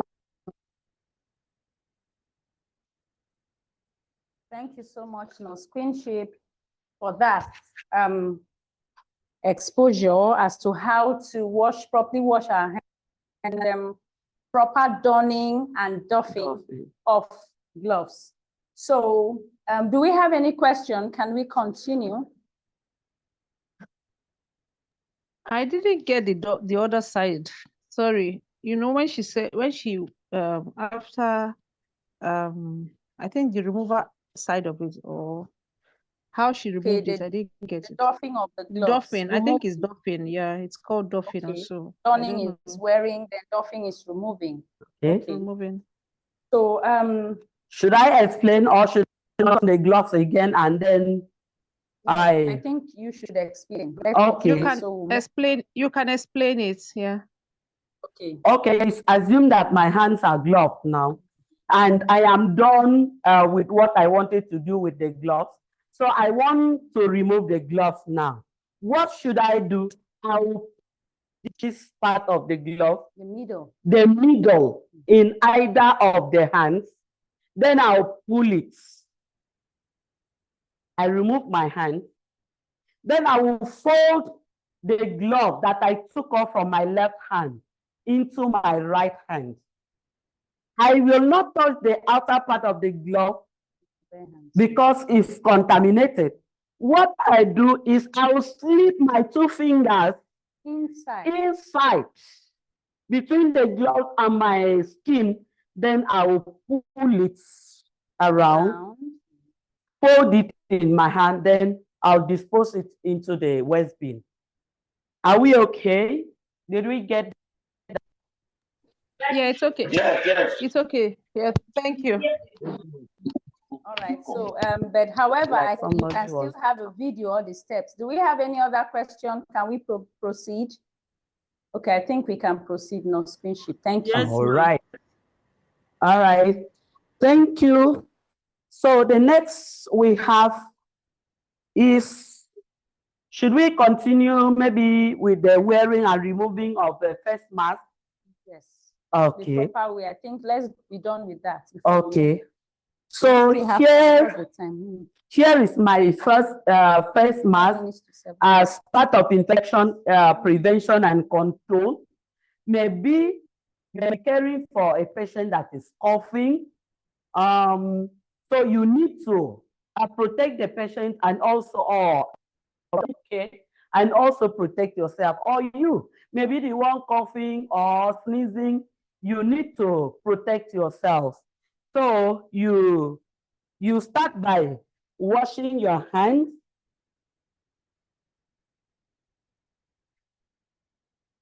I'm done washing my hands. Get your hands dried with a single-use towel or your serviettes.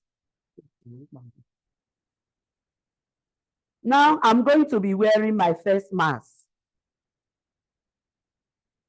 You don't touch the inner part of the face mask, please. You don't touch the inner part of it. This is what I have as my face mask. You pick the wings on either side. Place it. Very simple.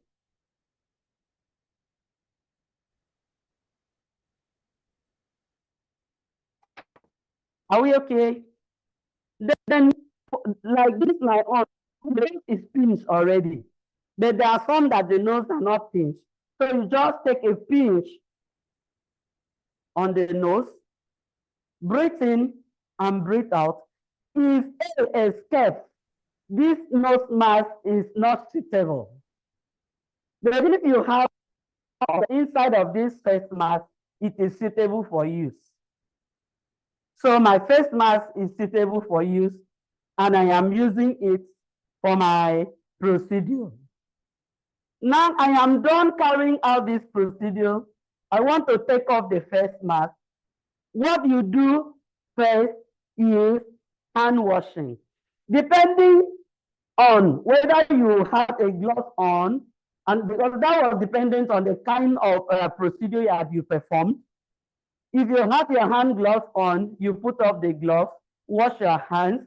But if you did not have gloves on, go and wash your hands. I'm done washing my hands, and it's assumed I have dried off my. Now I want to be putting off this face mask. Here you go.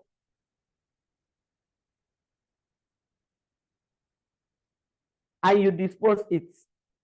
It's as simple as that. Thank you so much, Nurse Spinship. I was attempting to laugh at a point because, you know, so most times when we wear this, why it's important for us to learn these skills is sometimes we take certain things for granted. Like up until I became involved in the healthcare setting, you know, when we had the COVID-19, you just wear anyhow, so long as you see the face mask so that you avoid issues with people that will stop on the road, stop you, you know, for compliance sake. You know, so we just wear it anyhow. We just pick it, put on the nose. We don't care it's inside or outside, so long as you have the nose mask. So, but as with knowledge, that's why knowledge is important. As a certified nurse assistant, teaching others when they go wrong. So it's important that we actually get this. You don't allow your hand at any point to be exposed to the outer part of the nose mask to avoid contamination. So you hold the ears, you pull the ears, whatever you have to do, removing and wearing. Your attention should be on the pleats of the nose mask, on the ears. So thank you so much, Nurse Queenship. That having done, what do we have next? Vital signs. Okay, so now, like I did say, when we're actually having the theory aspect, the theoretical aspect, I told you that one of the major duties of a certified nurse assistant is checking vital signs. Vital signs is very, very important. So we are going to look at how to go about that. Remember that you report to the nurse. There are certain things that you shouldn't do, but checking vital signs is very, very important. So let's look at that. Remember, we talked about the blood pressure. We talked about the pulse too. We talked about the thermometer too. So we are going to see how we can use these things and how we can attend to a patient when we actually have a patient come in as a certified nurse assistant. Thank you. Okay, just few minutes. Okay. Table.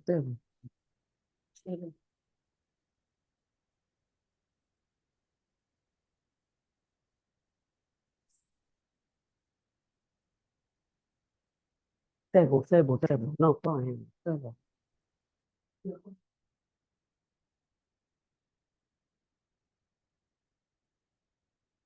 Okay, just hold on.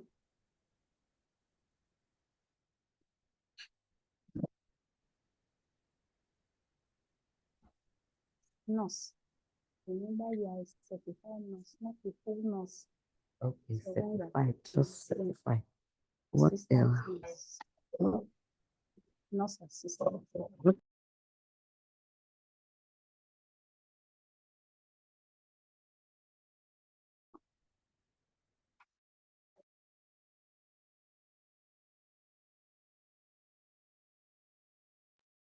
Okay, we are soon done. We want to set everything. You see how to check vital signs, your attitude too towards your patient. Remember, communication is very important. Like we already said earlier on, communicate effectively with your patients. Let them feel respected. Do not trample upon their dignity. And let's go. Let's see. All right. Thank you, Nurse Queenship. Over to you. All right, sorry for that break in transmission. I just go on that break to get our supplies ready. I am going to be checking the vital signs of my recipient of care. And why do we check vital signs? Vital signs are baseline information that we take on our recipient of care, maybe on their arrival for admission, or for whatever condition that brings them to the facility. So I'm going to be checking the vital signs of my recipients of care. So to check the vital signs, because I'm going to be checking the blood pressure, the temperature, the weights, and thing. Those are what I have to check. Then I will check the pulse in the manual way. So before I do that, I have to bring in my patients, my recipients of care. You know, I am a certified nurse assistant. All right, I'm going to be welcoming in my recipient of care. Hello, Mrs. Rose. Mrs. Rose, good afternoon. Oh, sorry, please have a seat.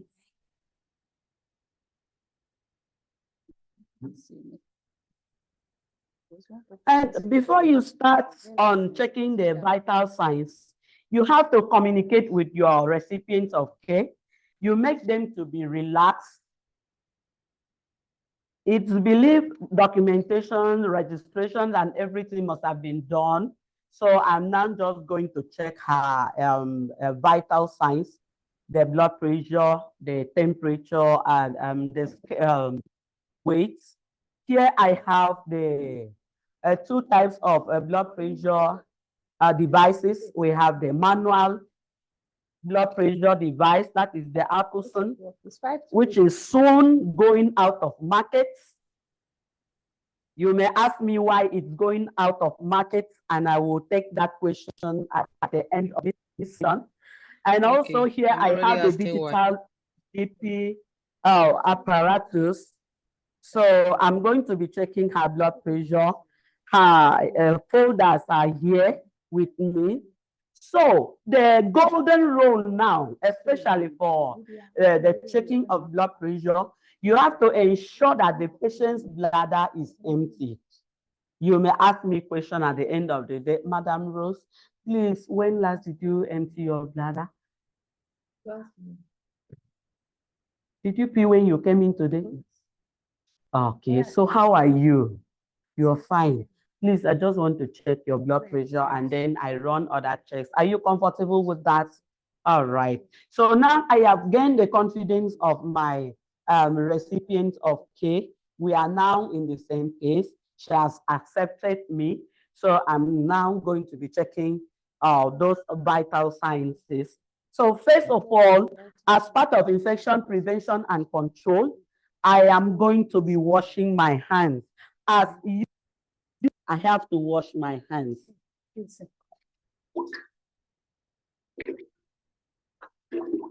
No, so all these things they are doing, we don't even want to see. I'll get my hands dried. Okay.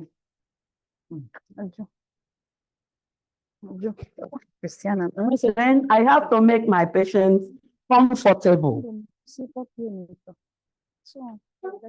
Madam Rose, sorry. So I'm going to start by checking her temperature. Why do I want to start by checking her temperature? I want to gain that maximum relaxation. I want my patient to relax because my Mrs. Rose has just come into the clinic. If I start by checking her blood pressure, maybe that blood pressure can be raised because she has just come in, the stress of coming to the facility, the fear of what is going to be done to me. So by the time I finish taking the temperature and the pulse, my recipient of care must have been fully, then I will now proceed with other things. Now, what I have here is the digital thermometer. You should also note that temperature has a range. Normal temperature ranges from 36.1 degrees Celsius to 37.2 degrees Celsius. Anything below 36.1 degrees Celsius calls for a consent, and anything above 37.2 degrees Celsius also calls for a consent. You need to have this background knowledge so that you know whether what is obtained is normal or abnormal. So I'm going to be checking the temperature of my recipient of care. Here I go. I have here an alcoholic-based swab, so I need to clean the tip of the thermometer. What I have here is the normal home thermometer that can be used, that can be put in the armpits. It can also be used under the tongue. We also have other types of thermometer that can be used rectally. So here, what I have here is the normal home thermometer, and it gives the best of temperature reading. Madam Rose, how are you? Yes, I'm going to be checking. All right. At that same point, at this same time, I want to be checking her pulse. You have many pressure points in the body. We have the brachial pulse here. We have the brachial pulse here. but most times we use the radial pulse at the wrist. So I'm going to be counting, because this thermometer is expected to be here for 2 minutes, and it is a digital thermometer. So by the time it is 2 minutes, it's going to give me a sign, because at that point, the reading must have been complete. So I will also use that same 2 minutes to count the pulse. So I am counting. Simplify the counting of pulse by just counting the pulse for 15 seconds and you multiply it by 4. It will still give you the normal pulse. A normal pulse ranges between 60 cycles per minute to 100 beats per minute. So anything above 100 beats per minute for an adult is not normal, and any pulse below 60 beats per minute is abnormal. So I will be checking the pulse rate of the network was very bad. Sorry, ma, please, can you just go over this pulse checking? I've been waiting for it all my life. Sorry. Can we hear now? Yes, ma. Okay. So I said for this session, I'm going to be checking the vital signs of my recipient of care. Vital signs will give me a baseline knowledge of what I will be doing for this patient or recipient of care each time we have this conversation or contacts. So for the vital signs, we are going to be checking the temperature, the pulse rate, the blood pressure, and the weight. So for the temperature, I want to start by taking her temperature. By the time I finish taking her temperature, she must have been fully relaxed so that the reading of the blood pressure will be as accurate as I will expect it to be. So my recipient of care is seated. The digital blood pressure thermometer is already in her armpits. And like I said, we have other types of thermometer. We have the rectal thermometer that is inserted into the rectum. It also measures the temperature of the body. And what I have here is the thermometer. And the digital thermometer can be used it can also be used under the tongue. So I am checking her temperature now. Then while also checking the temperature, I will be checking her pulse. We have many pressure points in the body, like you heard during the CPR session. But what I will be using today will be the brachial pulse, which is at the wrist. We also have the radial pulse, we have the jugular pulse, and all that in the body. So just to simplify the reading of the pulse, you can count the pulse for just 15 seconds. 15 seconds instead of 1 minute, and you multiply that by 4. Whatever it will give you is as accurate as you counting it for 1 whole minute. And I said earlier also that normal pulse ranges between 60 beats per minute to 100 beats per minute. Anything below or above this calls for action. So at this point, I will be checking the pulse of my recipient of care.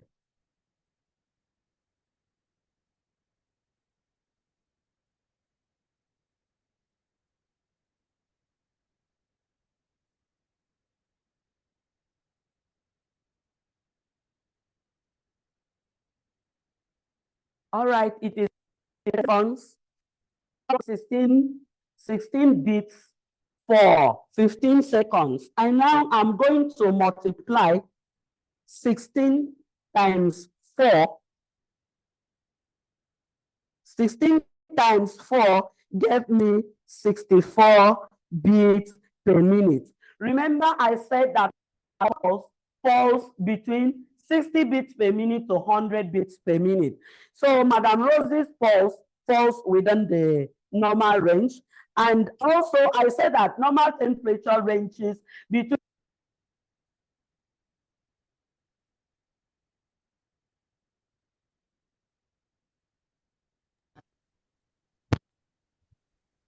It's disconnected though. Can't hear anything again. Yes, so I thought it.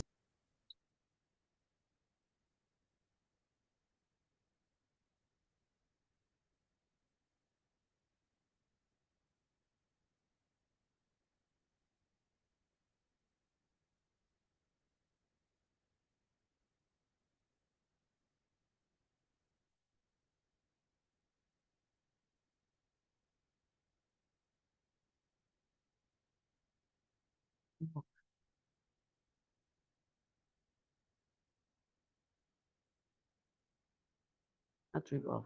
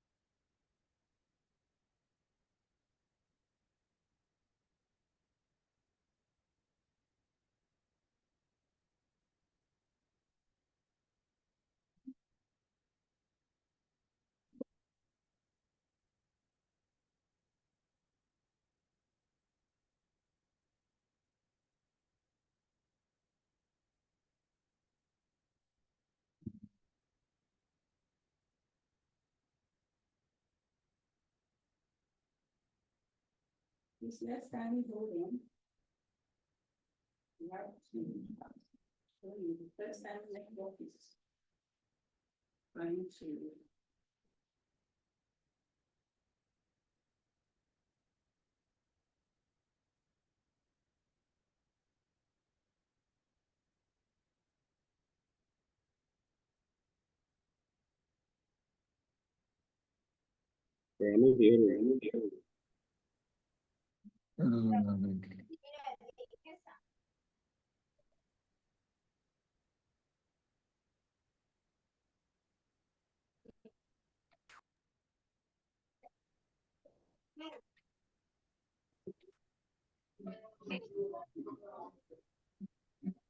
Are you okay?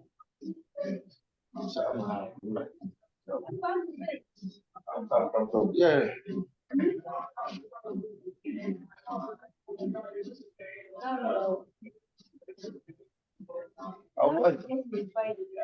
I'll shower.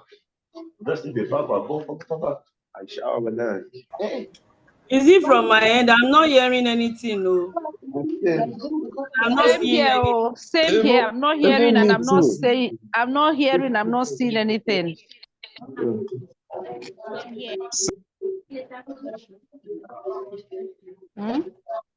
Food is ready. Please, we'll fleet the room. Let them quickly bait. We'll fleet the room.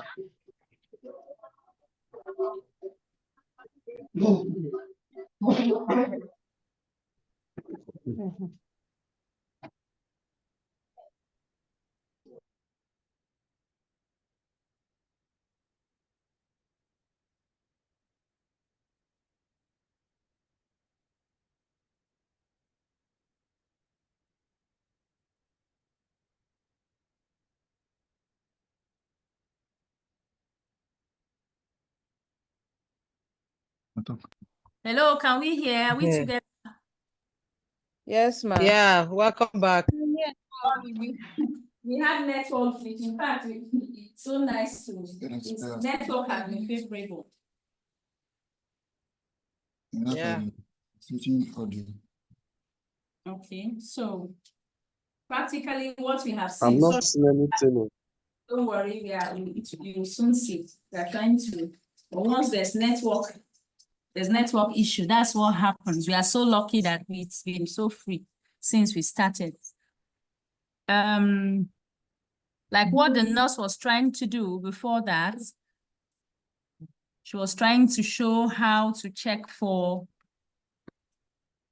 vital sciences, which is one of the major duties of a certified nurse assistant, to check vital sciences, to check the temperature, to check the pressure, to check the other things that we are going to see. So these are very important skills that we need can't see, I can't see anything. to have. Yeah, don't worry. Yeah, I'd like to ask this question. When she was putting the thermometer, was it must it be placed vertically or horizontally under the armpit?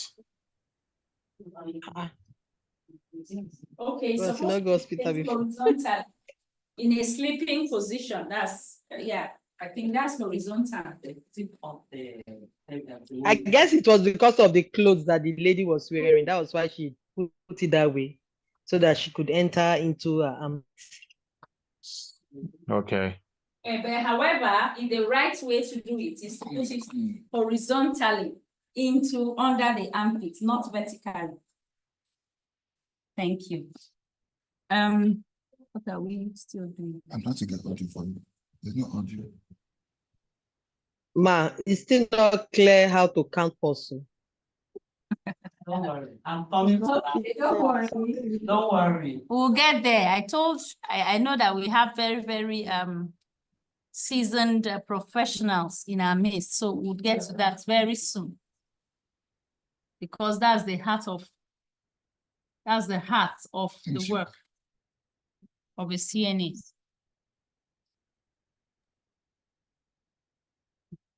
No time, don't we?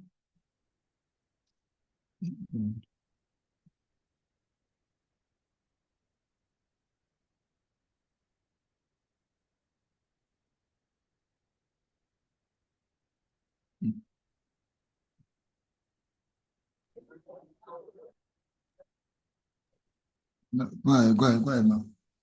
Okay. Yes, I think they are saying that you get there now because they have to check.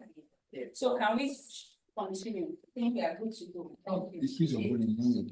Okay, let me go over it again. So are we together? Are we together? Yes, ma. Okay, yes, we are. Again. Now I want to be checking her temperature with the use of the digital thermometer. This is what you do. You place the tip of the thermometer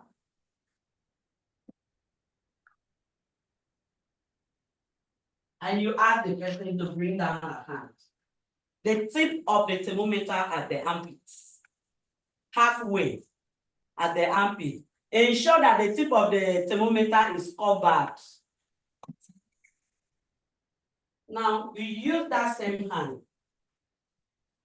to check, to count the pulse. Like I said, normal pulse ranges between 60 beats per minute to 100 beats per minute.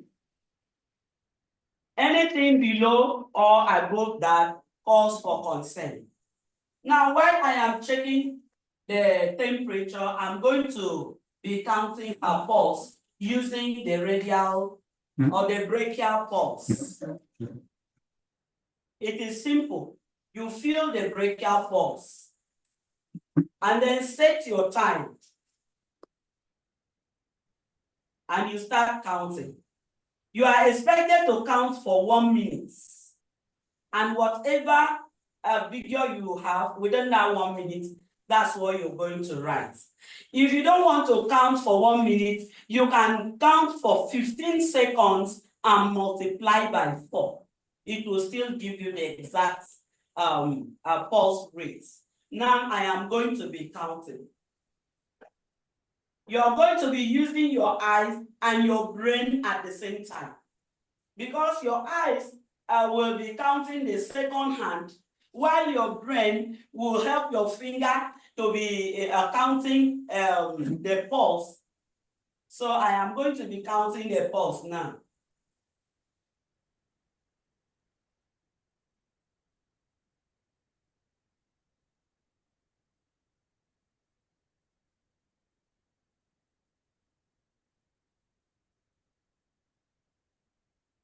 All right, you will agree with me that I have counted her pulse for 15 seconds. And in that 15 seconds, I got 16 beats per minute. So I'm going to be multiplying 16 times 4.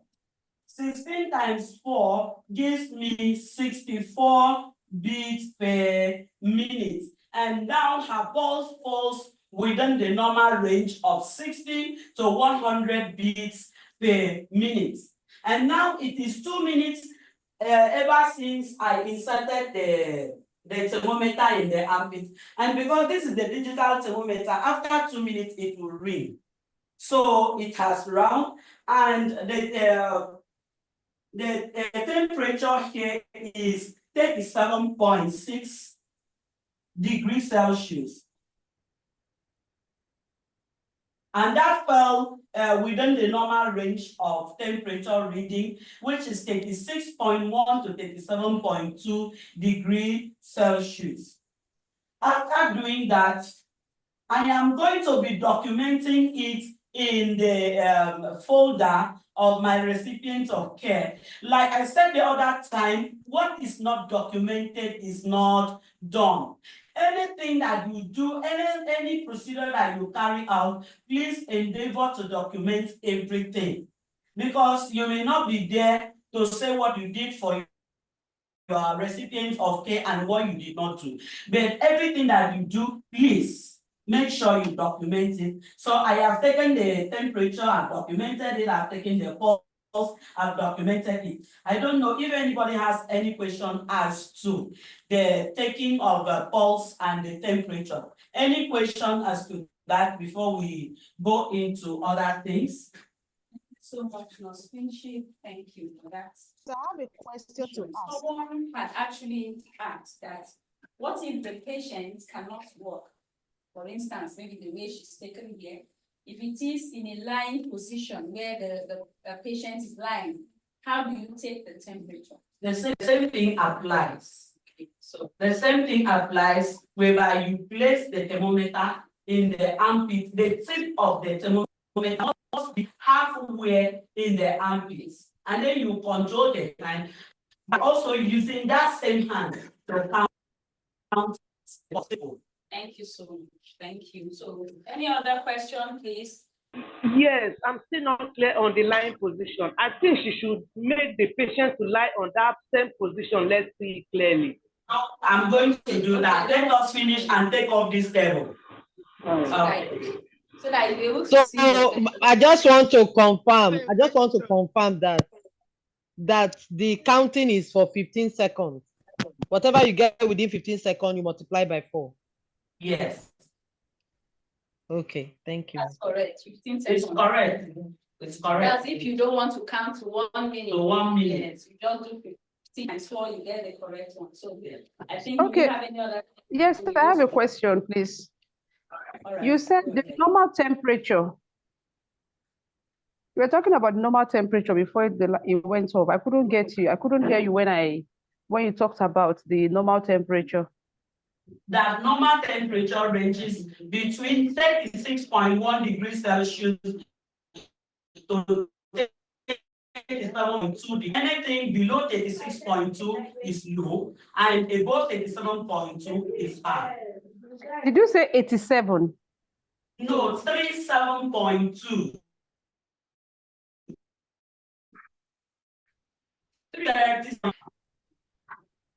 I didn't get Did it. you get that? No, not yet, Did you please. get it? Yeah.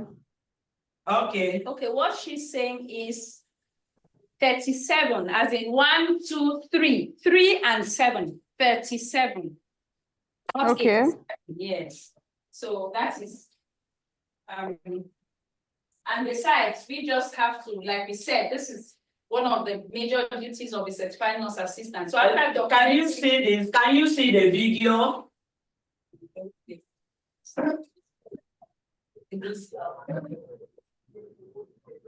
Yes, so that's We cannot see the video. I can't see the video. Nothing is showing here. Not on. We cannot see, I cannot see the video. You cannot see the video. Yes, ma'am. Yes, I'm not seeing the video. Nothing is showing.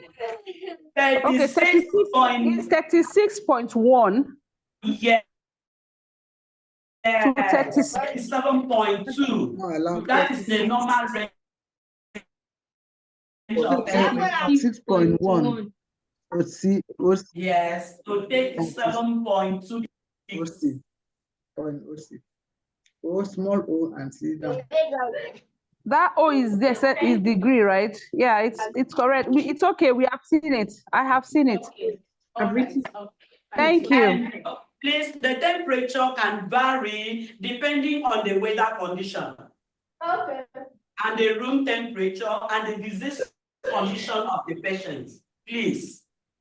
Note all that. All right. Are we okay with that? Mm-hmm. Okay. We're not seeing the video. I'm not seeing the video. You're not seeing the video. Yes. I've seen it. Wow. There's lights. So now I am going to be checking her weight. And the type of scale that I have here is the bathroom scale. We have the hand scale and other types of scale. So as you need to also know the weight of your patient as a baseline sign, because it will help you to know if this patient is gaining weight or losing weight, and that will help you to know the condition of the patient. So, Mrs. Rose, please, I want to check your weight. It's very simple. You help your recipient of care to mount on the scale, and for you to get it very right, you have to stand directly in front of your patient, directly, not to the left and not to the right, and then you read the scale. It is just simply calibrated. Then for my patients, I have 63 kg. It's simple. This scale, this bathroom scale is very simple. So her scale, weight for today is 63 kg. Madam, come back. Thank you. Please, like I said, what is not documented is not done. So I'm going to be documenting her weight for today, which is 63 kg. Now I'll proceed. I take up my scale. I'm going to be checking her blood pressure. With me, like I said earlier, the golden rule now is ensure that the patients empty their bladder, because a loaded bladder will influence the blood pressure. So with me today, I have the digital blood pressure apparatus made of Omron, and I also have which is the manual BP apparatus. Like I said before, the counting of pulse is no longer a problem because the digital BP apparatus will display the systolic blood pressure, the diastolic blood pressure, and also the pulse. I don't understand that point, please. Good.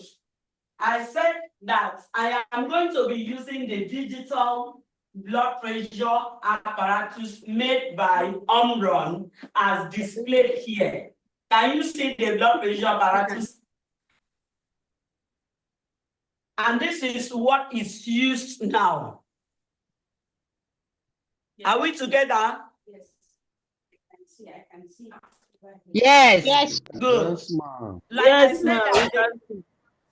Okay, like I said before, that the counting of pulse is no longer a problem now because the digital BP apparatus will display the systolic blood pressure, that is the upper part of the BP. It will display the diastolic, which is the lower part, and it will also display the pulse rates of the patient.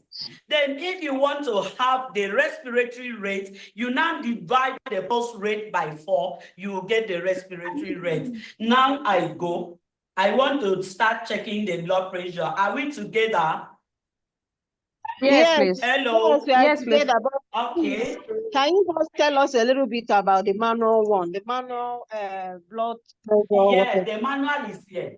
I will also tell you, let me finish checking the blood pressure using the manual BP apparatus. Should I go ahead? Go ahead. Hello? All right. So I want to be checking her blood pressure.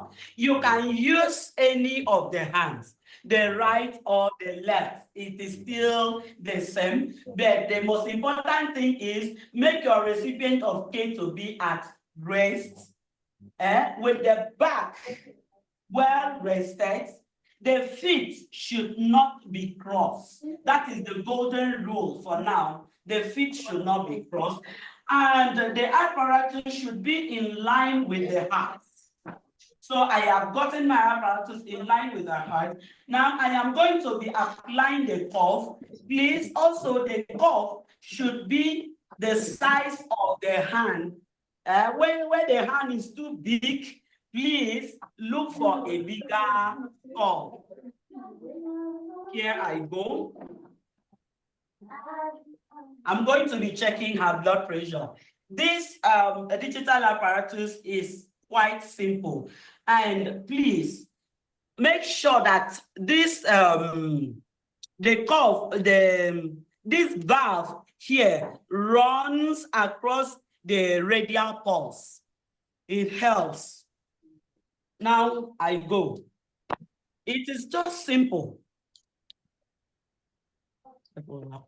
Isaac, you push mute your stuff now so that we can see the video well. It's reading.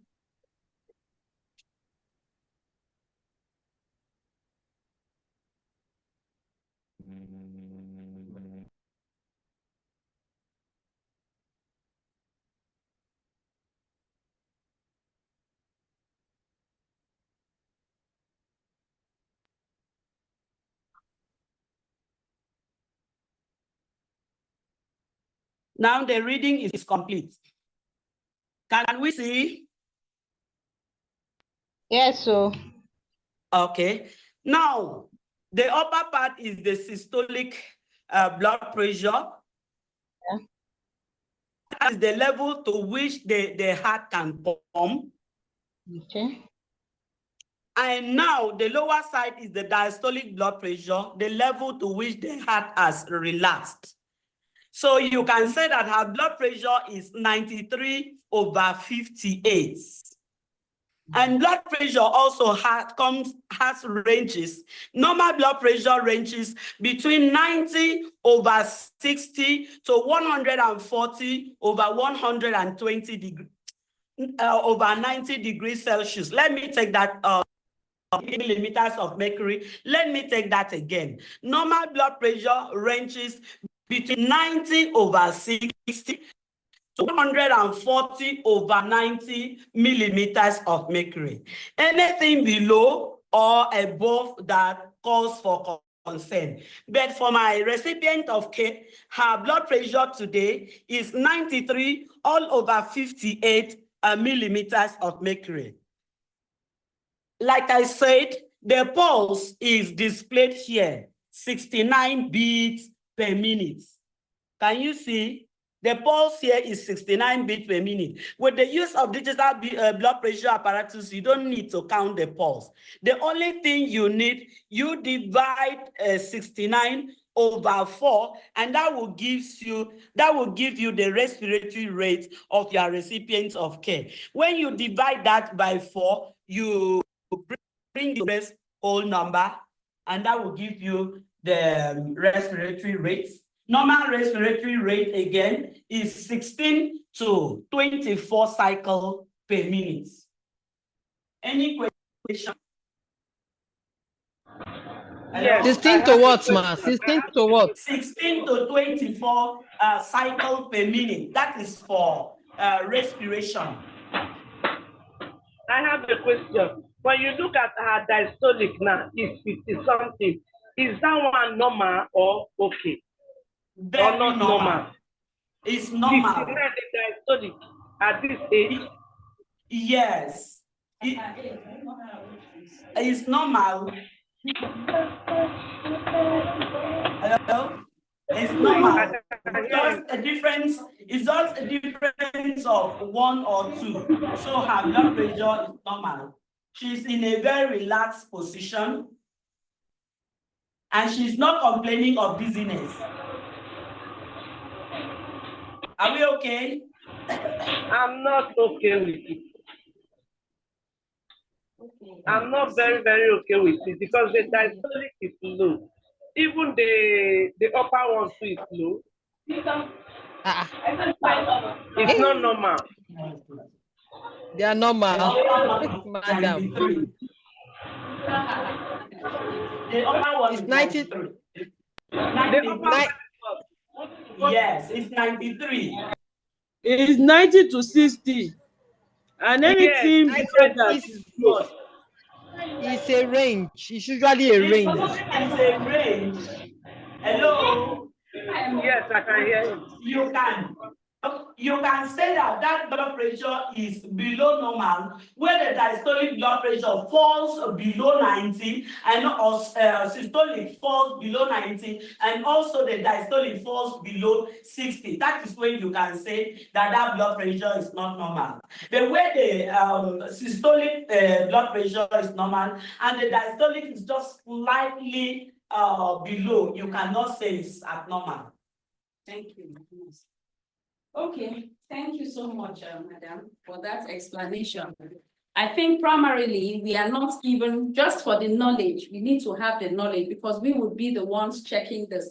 But like I told you, a certified nurse assistant, your duty is to understand how these things work, to have the knowledge for now until you become a registered nurse.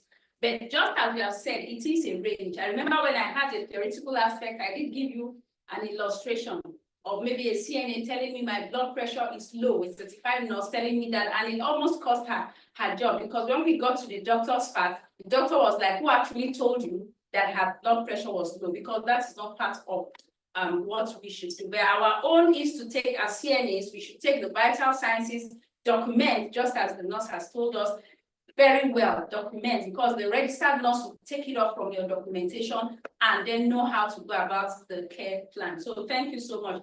I don't know if we have any other question, so we can look at the manual, the other type of blood pressure machine. Are we together? It's like we have lost every. Are we together, please? No, we are here. We are here, yes. We are here. We are here. Okay, so primarily that is it. The low and the high is to be determined by the registered nurse.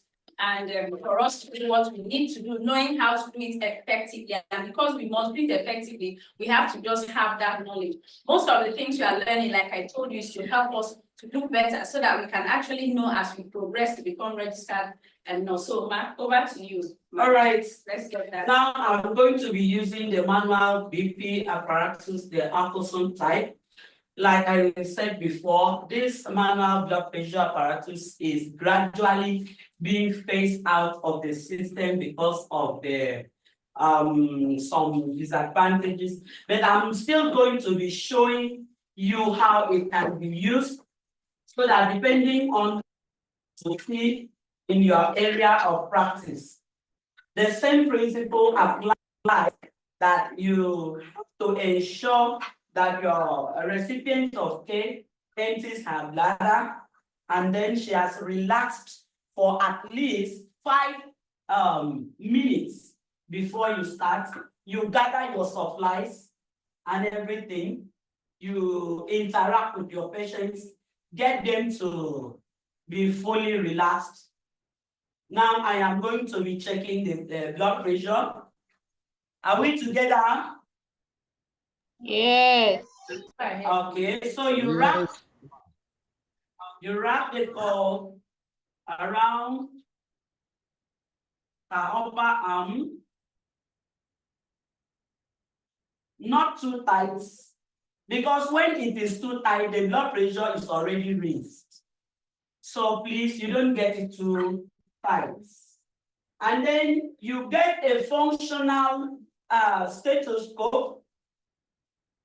Place both sides on your ear. Ensure that your stethoscope is functional. By the time you give a small tap, you should have a sound in your ear. Now you locate the brachial artery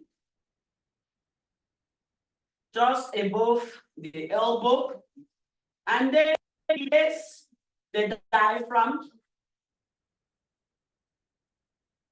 Are we together? Yes, we are. You place the diaphragm, and then you inflate the valve.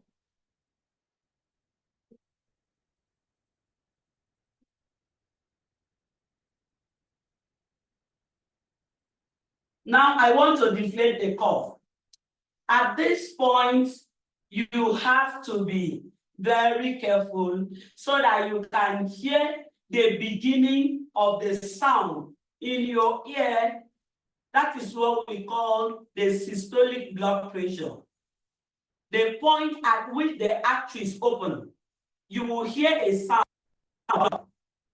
That is what we call the systolic blood pressure. Now I am deflating.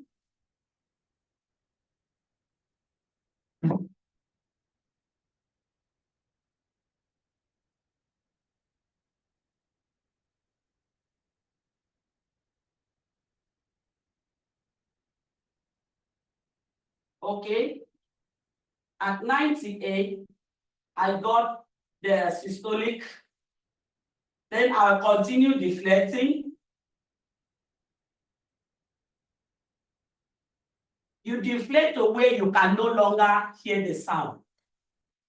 You deflate away, you can no longer hear the sound. And here it stops at 57. 98, 57. 98 over 57.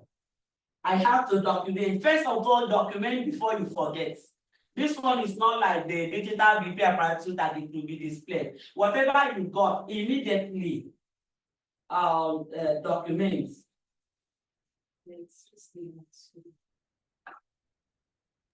This one seems very complex. So it's we need very physical complex. training to understand it. That's why we will do it over and over and over again. You'll get it. This one is more technical.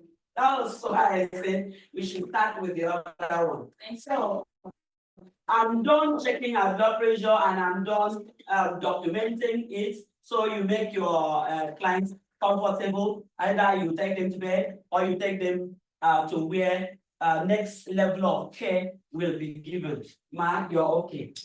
All right. So that is it. Go to the bed. Okay. All right, thank you so much, Nurse Queenship. Someone had asked if it is in a lying position. What do we do? Remember, I wouldn't want us to exceed 8 o'clock today because we have a whole lot to do tomorrow as well. Like I said, we are going to learn all the skills. So if you don't get anything today, don't worry, just keep your question and ask. You know, I love questions a lot. So let's see how to check the temperature, I guess, on a lying position. Someone had asked that question. So let's quickly see that and see if we can do just 2 more skills and then we call it today for tomorrow. All right, Mrs. Rose, how are you? I've come to check your temperature and maybe your pulse. Are you comfortable with that?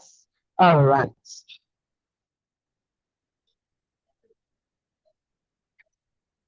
Clean the tip, always clean the tip of the thermometer with alcohol-based swab or methylated spirits. Like I said, you place the tip of this thermometer in between the armpits. Then you ask her to put her hands by the side. It's as simple as that. while you use that time to count the pulse. The temperature of the thermometer is expected to be there for 2 minutes. This is a digital thermometer. So at the end of 2 minutes, it will stop reading, and then you pick up and document whatever you see.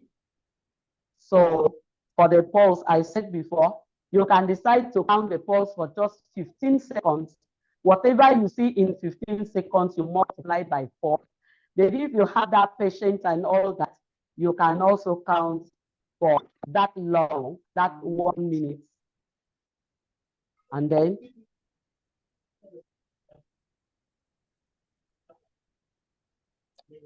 it's simple. Yeah, does it mean the thermometer? The thermometer let me ask this, please. Does it mean the thermometer must not necessarily have a direct contact with the skin? Because this is on the cloth, on the cloth. It has. It must have a direct contact with our skin. So it's I think that means some of them will not actually. It has. We can.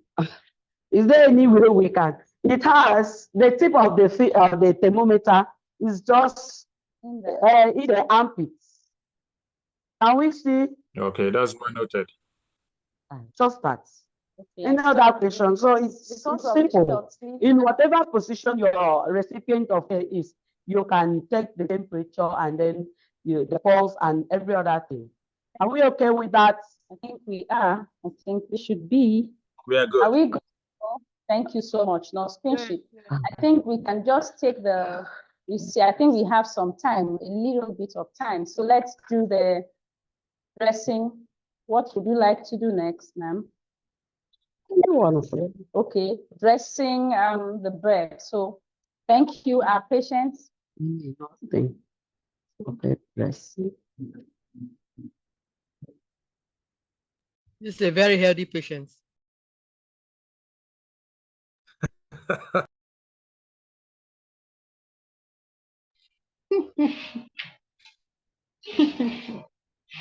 Oh my God. I wouldn't want us to exceed 8. So let's quickly, if you want to do the dressing of the bed, it's going to take some time. So let's show you a skill, how to dress a patient with a weak arm, maybe a patient that has stroke or has one issue or the other. How do you dress up a patient? So let's quickly just see how to go about that particular skill.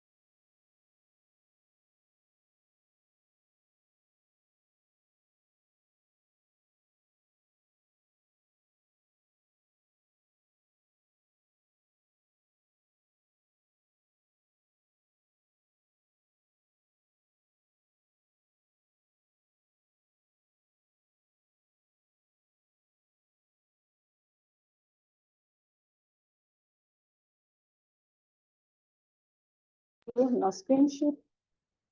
All right.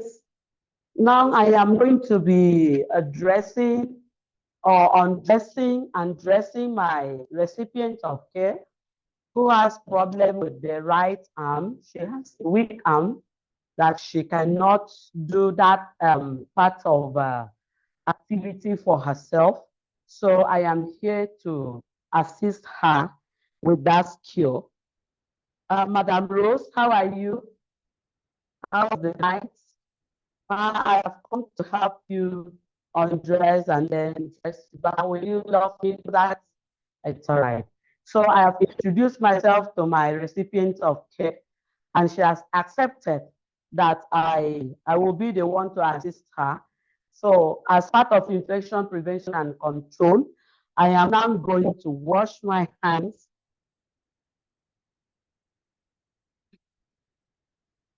Right. I'm done washing my hands. I will gather my supplies, such as the type of dress that she would like to use for today. And I am going to provide privacy. It is very important. It is very important. Don't fail to provide privacy for your recipients of care. You can ask relatives to maybe just step aside while you do this for them.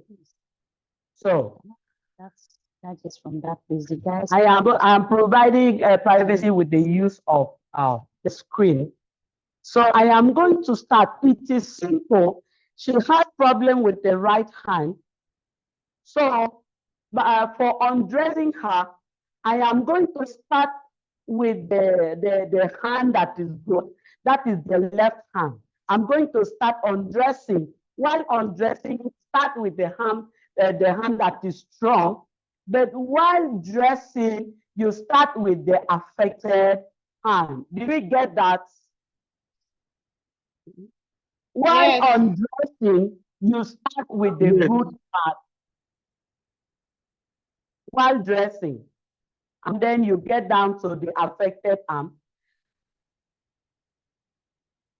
Are we okay?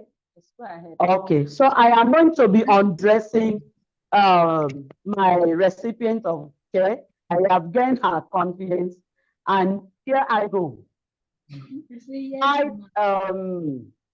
Privacy as much as you can. Can you see me? This is the affected hand. You start with the right part, the strong hand.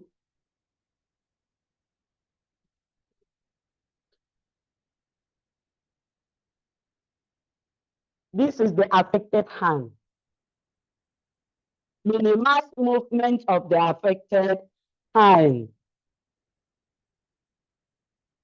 I am done undressing Mrs. Ross that has a weak right hand.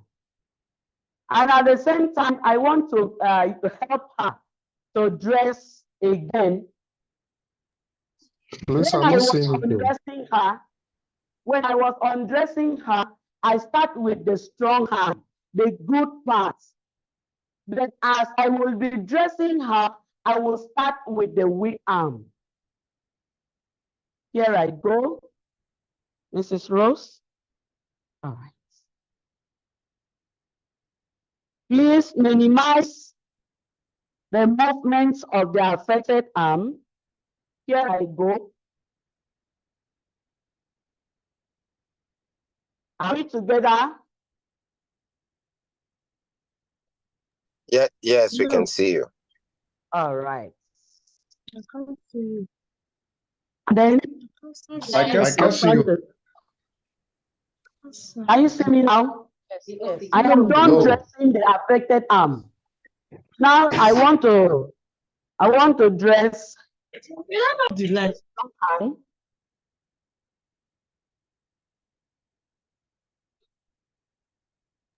Did you notice any difference? Please mute now.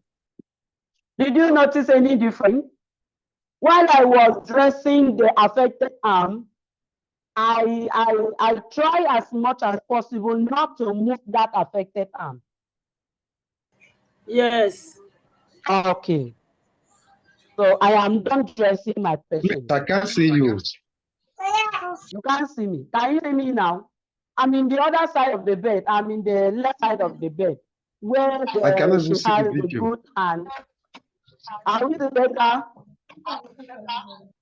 No. Yeah, we can see you. But did we get the skill? I can see you. Yeah, we got it. I You cannot got the see you. skills? You got the skills? Yes, ma'am. Go ahead. All right. We don't mind a repeat, too. Not clear. I should repeat. Please, I'm not Okay. Now I am We are going not to seeing be anything. undressing. Hello. Please, let's be together so we can. If you don't mute, I can see Mr. Wisdom. Please, can you mute so you'll be able to see properly? If you are not muted, it will. You have. Thank you, Mr. Wisdom. Thank you. Are we together now? Let's go, ma'am. You can go ahead. Yes, ma'am. Okay, I want to undress my recipient of care. The left hand is good, but the right hand is weak. So I am going to start while undressing her. I'm going to start from the left hand that is good. She can leave the left hand because that hand is good, but this hand is weak. She cannot lift it. So it will be the last part that I'm going to undress. Can we see what I did? Can we see? Yes, yes, I can see. Yes, yes, yes. You minimize movement of this affected leg. Or leg. I'm going to be dressing her. So while dressing her, where do you start from? You start from the affected arm.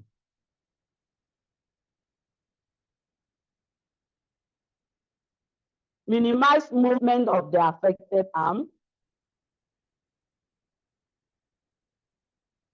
Can we see? You can. And then you go to the other side of the bed to dress the strong hand.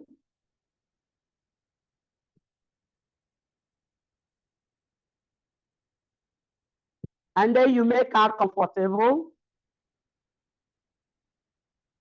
Cover her well. Provide warmth. This is Rose. Are you okay? It's all right. And then you return your supplies. That is it for undressing and dressing of a patient with a weak arm. Any question? I have a question. All right. Yeah, what about trying to dress hair and then undress hair? What about if it's a white shirt she's wearing? Not the one you just wore, but the white shirt beneath the one you just put on her. If that is what you need to take out and bring on. Good. For a patient with a weak arm, you need to know the type of dress that you bring, that you put on him or her. Avoid excessive movement of the affected arm. So you don't have to use anything outside something that can be buttoned behind or can be like a rope behind, just that you don't have to use any type of dress for them. Okay, Are we thank okay you. with that? Okay. Yes, ma'am. In a hospital setting. Okay. Thank you so much. So thank you so much. Yes, a hand is up.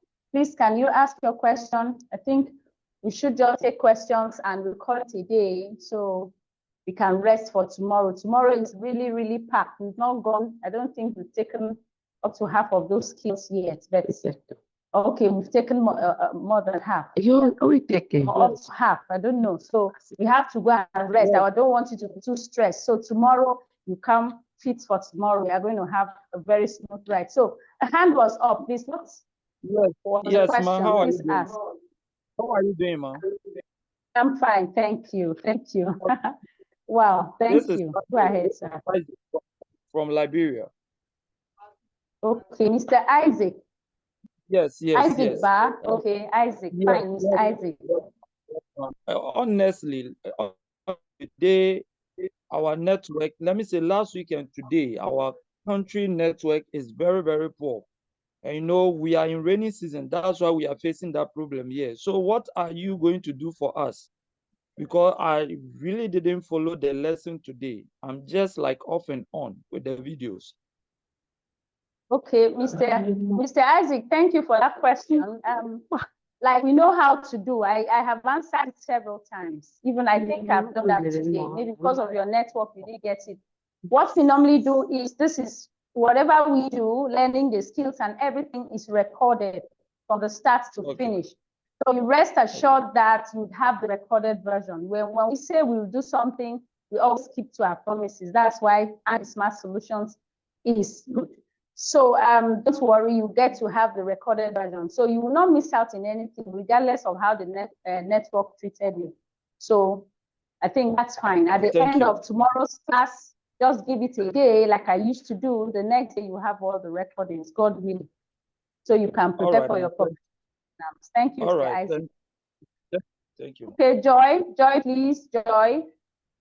Hello, ma. Good evening. Joy, it's nice to have you, Joy. Good Thank you, evening. ma. Okay. If you're trying to check the temperature or blood pressure of the patient that has like a severe bone disorder and you can't lift their hand, how will you do it? Their hands. Have a severe bone. A severe bone disorder and you can't raise their hand up. You can't raise the hand. Yes, you can put it under the tongue. The same temperature or the same thermometer can be put under the tongue. Okay. So that's you okay with that? That's to say where you cannot use the armpit, you can put it under the tongue. Okay, Joy, that's to say that there is more than one way to check the temperature in such a situation.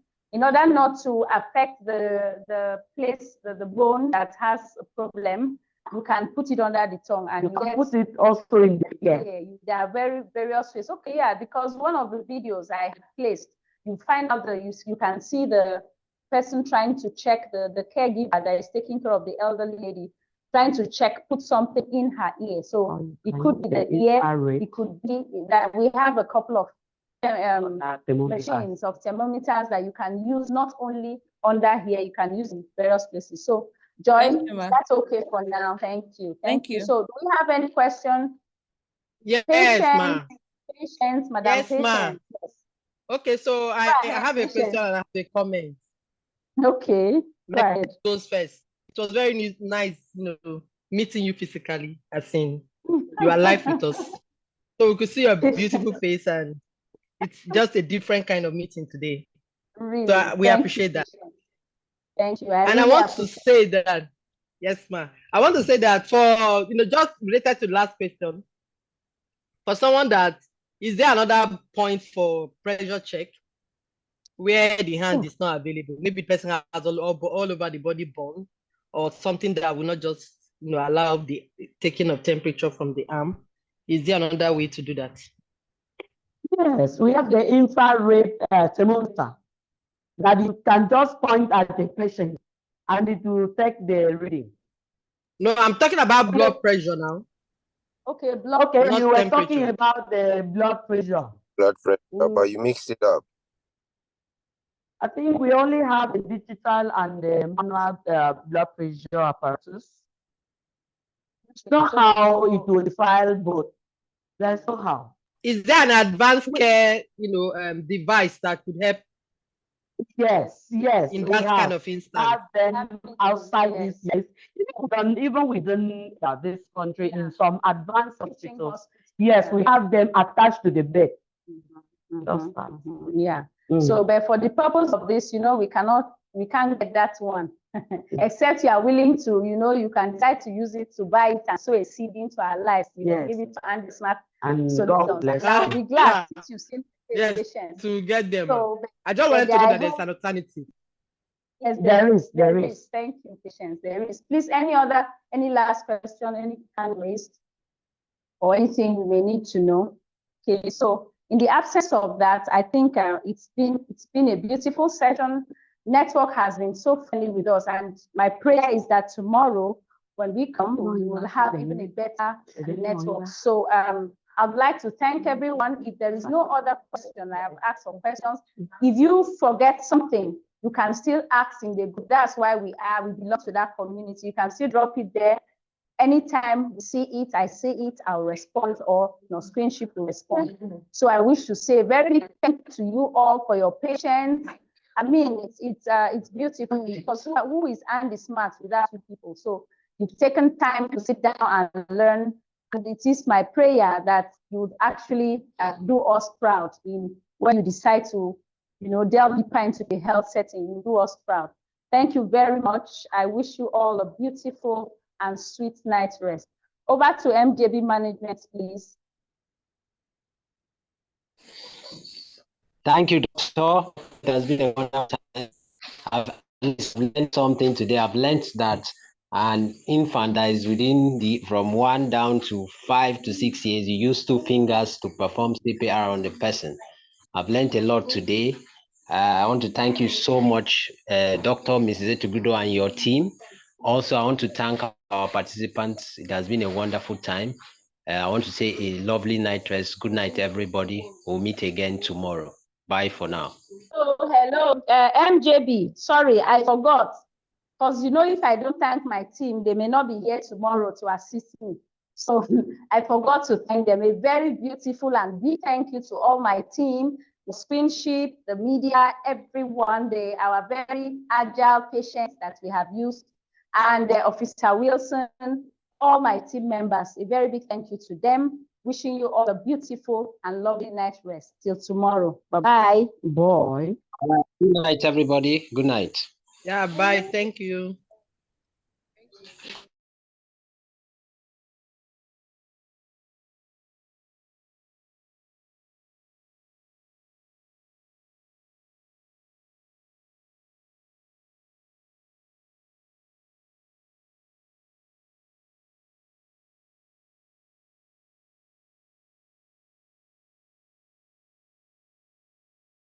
That is not fair to political parties.